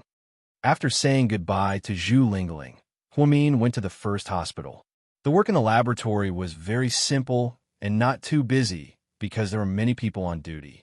The people in the laboratory were very nice to Huamin and Huangyu. Huangyu was very happy. When she had nothing to do, she would gossip with Huamin. Hey, Mian, the pregnant woman you operated on is going to be discharged tomorrow. Did you know? I heard that the baby is fine. Yes, she's fine. When I passed by the neonatal department, I saw her baby. It's very healthy, Huamin said with a smile. In the end, she still has to thank you. If it weren't for you, she and the baby would be dead. But this pregnant woman is too unkind. She didn't even say a word of thanks from the surgery. It's as if it's something we should do. You can't blame her. She's very weak after the surgery. How does she care about that? Huang Yu immediately retorted, if she doesn't know how to say thank you, then what about her family? That man even knelt down in front of us that night. His words were even nicer than singing. Now that they heard that it was a girl, they didn't even see a ghost. I heard that today, when she was discharged from the hospital, it was her maiden family who came to pick her up. None of her in-laws came. Huamian also lamented, these old ideas are really harmful. In the end, The poor ones are the women. If everyone has a boy, where will they find a wife in the future? Won't the human race go extinct then?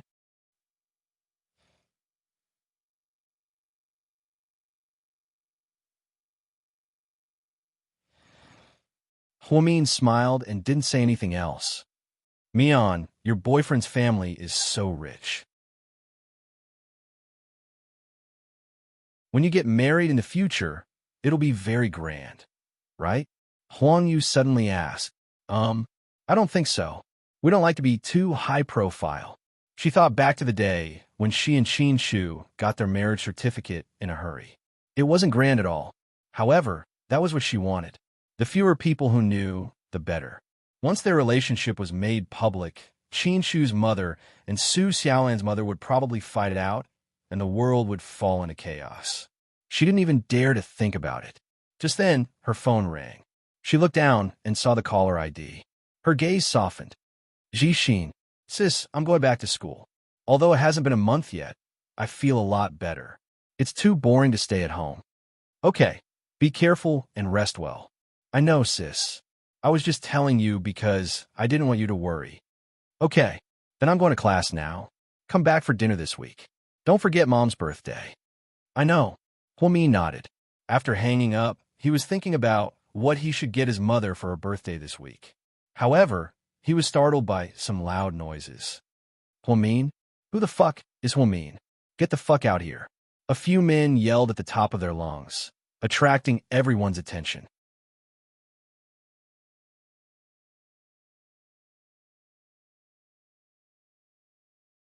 Chapter 149. Senior, I think they're looking for you. Huang Yu muttered as she stood up and craned her neck to look out of the window. Huamin heard her as well. After all, it was rare for someone to have the same name as her. Therefore, if someone called out Huamin, they were definitely looking for her. At this moment, a few burly men walked over from not far away. Their faces were filled with anger. They ignored the security guard's advice and rushed to the entrance of the laboratory. Who's Huamin? Come out. The leader of the group was a man with a big head and a gold chain around his neck. I'm Huamin. Is there anything I can help you with? You're Huamin? The man confirmed again. Huamin nodded and looked at the four men in front of him. He did not know any of them. Then it's easy. We're the family members of the patient, Yuan Fenfen. I'm her elder brother. I heard that my sister was hospitalized a few days ago and had a cesarean section. You were the one who performed the surgery, right? Yes.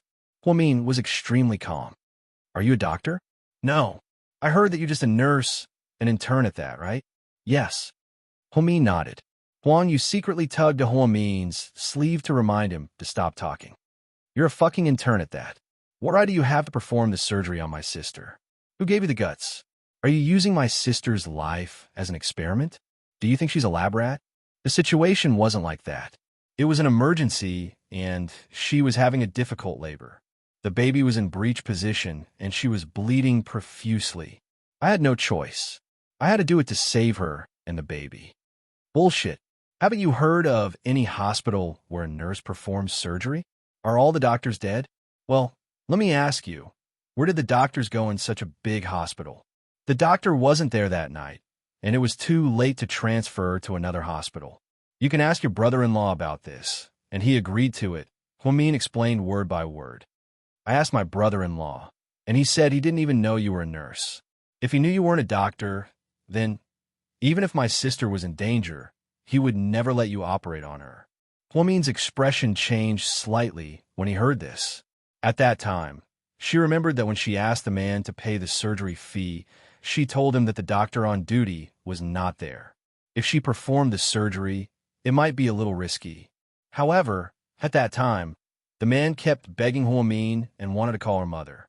Now, he changed his words and said that he did not know. This was really too interesting. Huang Yu was no longer calm. She stood up and said, What do you mean? My senior sister and I were kind enough to save your family, yet you're saying this. Do you know that? If my senior sister didn't perform the surgery on your sister, she would be a corpse right now.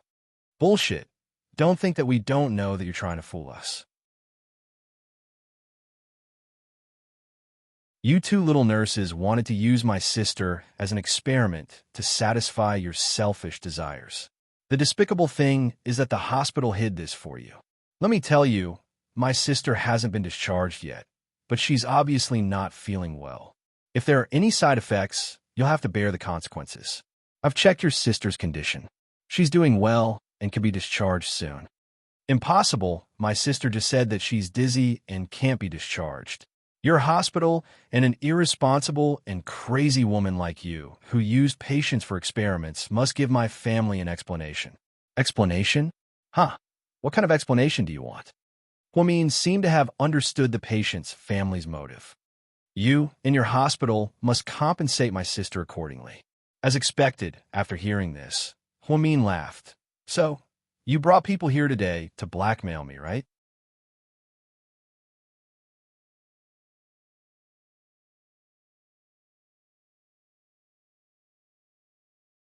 Chapter 150.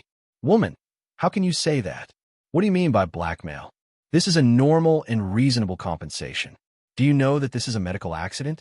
Not only are you responsible, but the hospital is also responsible. We've already consulted with a lawyer. Huh, who pointed you in the right direction? Huamin could tell at a glance that these people were not educated and definitely did not know much. The pregnant woman and her child were recovering well, but they suddenly came up to make a scene. Someone must have given them an idea. Sure enough, after hearing Huamin's question, the leader, who called himself the pregnant woman's brother, immediately changed his expression. It's not like that at all. It's just that my sister is not feeling well right now. I want to talk to the chief surgeon, but there are so many doctors in the obstetrics and gynecology department, and they all said that it wasn't them who did the surgery. In the end, they said that it was a person called Huamin who did the surgery. But we've already asked around, and there's no such person in the obstetrics and gynecology department. You're just an intern nurse, and you actually have the guts to operate on my sister. You damn woman, see if I don't beat you to death. After saying that, the man in the gold chain rushed forward, raised his hand, and hit Huamin. But before his hand landed, Huamin grabbed his wrist tightly. Huamin's sudden burst of strength was amazing, and the man's arm was in pain. This is a hospital, and you can't use violence here. I'll let you know what the truth is. You said that the pregnant woman is not feeling well, but you need evidence, not just words. If you attack me personally without knowing the truth, then I have the right to call the police. Call the police? Okay, hurry up and call the police. Then I'll let the police arrest a black-hearted woman like you. Please, can you be reasonable? If it wasn't for my senior, would your sister still be alive today? We can't say for sure who's the black-hearted one here. Huan Yu was so angry that her face turned green. Xiao Yu, stop talking. Huamin stopped Huang Yu from arguing with the patient's family.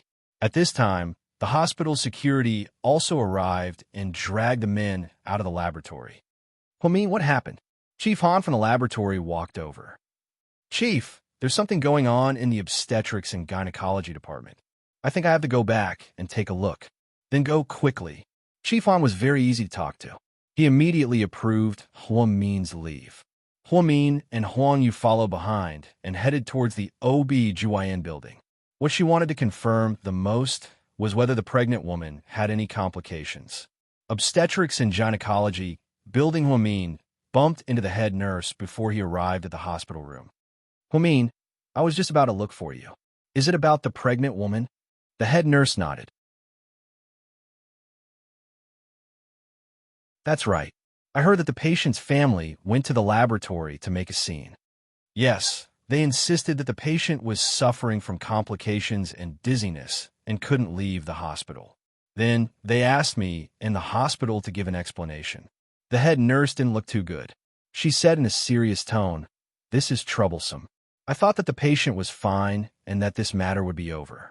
I didn't expect that the patient's family would find out about it. Is there really anything wrong with the pregnant woman?"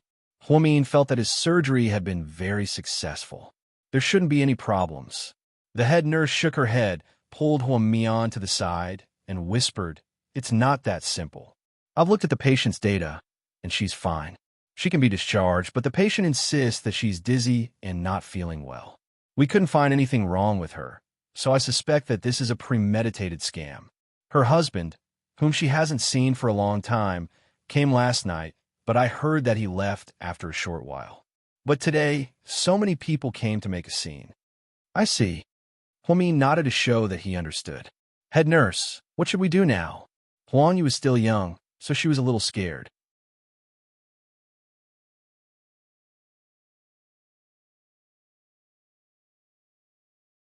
Chapter 151. Don't worry. I've already reported this matter to the director. However, the director is out of town for a meeting and will be back in 3 days. So, I also told the pregnant woman that the director will be back in 3 days. We can't decide how to deal with it. Head nurse, I'm sorry, I dragged everyone into this. Huamin felt guilty. She felt bad that her decision had brought so much trouble to the OB-GYN department. Let's not talk about this anymore. I understand that you were in a hurry to save people. Don't worry, if the pregnant woman is fine, no matter how much trouble they cause, it's useless. Although you're not a doctor, you performed a perfect surgery. All I can say is that you overstepped your authority. It's not like you committed murder, so don't worry. I'm not worried. I just feel sorry for everyone. If you really feel sorry for everyone, then pull yourself together and fight against these unreasonable family members, the head nurse scolded. I will. I won't run away. Good. Head nurse, I want to see the pregnant woman in person and talk to her, Huamin said slowly. Okay, you can talk to her. As long as she has a conscience and is willing to let go, this will be easy. At most, we'll waive her hospitalization fees and surgery fees. I just hope that this won't continue. If the media finds out, it won't be good for the hospital. I know. Huamin's heart felt heavy. Although this was what she had expected, she still felt a little disappointed at this point. She saved people out of kindness, but she was bitten in return. It was like the story of the farmer and the snake. She didn't understand. As a mother, the pregnant woman knew that she had saved her and her child, but she wasn't grateful. Why did she have to work with her family members to blackmail her in the hospital? Was it so hard to be a good person these days? Mian, what did I tell you before? It's hard to be a good person, right? Huang Yu is also depressed. No matter what, I've never regretted saving that mother and daughter. The value of life can't be measured so easily. I'm willing to face all of this. Xiaoyu, leave this matter to me. You're just an assistant, don't get involved. I'm not afraid, senior sister. Although I don't have much ability and I'm just an intern nurse, I'll just quit. I'll definitely support you to the end and help you clear your name. I know, but I still don't want to drag you into this. I'll go to the delivery ward to see the pregnant woman first. You should hurry back to the laboratory. There has to be someone watching over there. After separating from Huang Yu, Huamin went directly to the ward where the pregnant woman was. Because of her special situation, she was arranged to be in a private ward. The environment was better and more private. After knocking on the door, Huamin walked in. The pregnant woman was playing with the baby in the crib. Her eyes were filled with the love a mother should have. However, the moment she saw Huamin, she immediately stopped smiling and the look in her eyes became complicated. Hello, I'm the one who performed the C-section on you. My name is Huamin. Can we talk? I have nothing to talk to you about. The pregnant woman turned her head away, not daring to look into Huamin's eyes. She was obviously guilty. Huamin smiled and didn't say anything. Instead, he walked gently to the crib and looked at the baby. She looked at the baby girl in the cradle. She's very cute. She looks just like you. The pregnant woman bit her lip and didn't say anything. She seemed to understand everything. It wasn't your intention to ask your brother to come to the hospital, right? Did your husband ask you to do this? You? How did you know? The pregnant woman looked up at Huamin in disbelief. You're tuning into the Romance Rendezvous YouTube channel. We're so grateful for your support, and don't forget to subscribe to join us on this incredible journey through captivating stories. Your generosity through donations truly makes a world of difference, as it's the primary source of revenue that allows me to expand and enhance this channel for you. Thank you from the bottom of my heart for being a part of this adventure.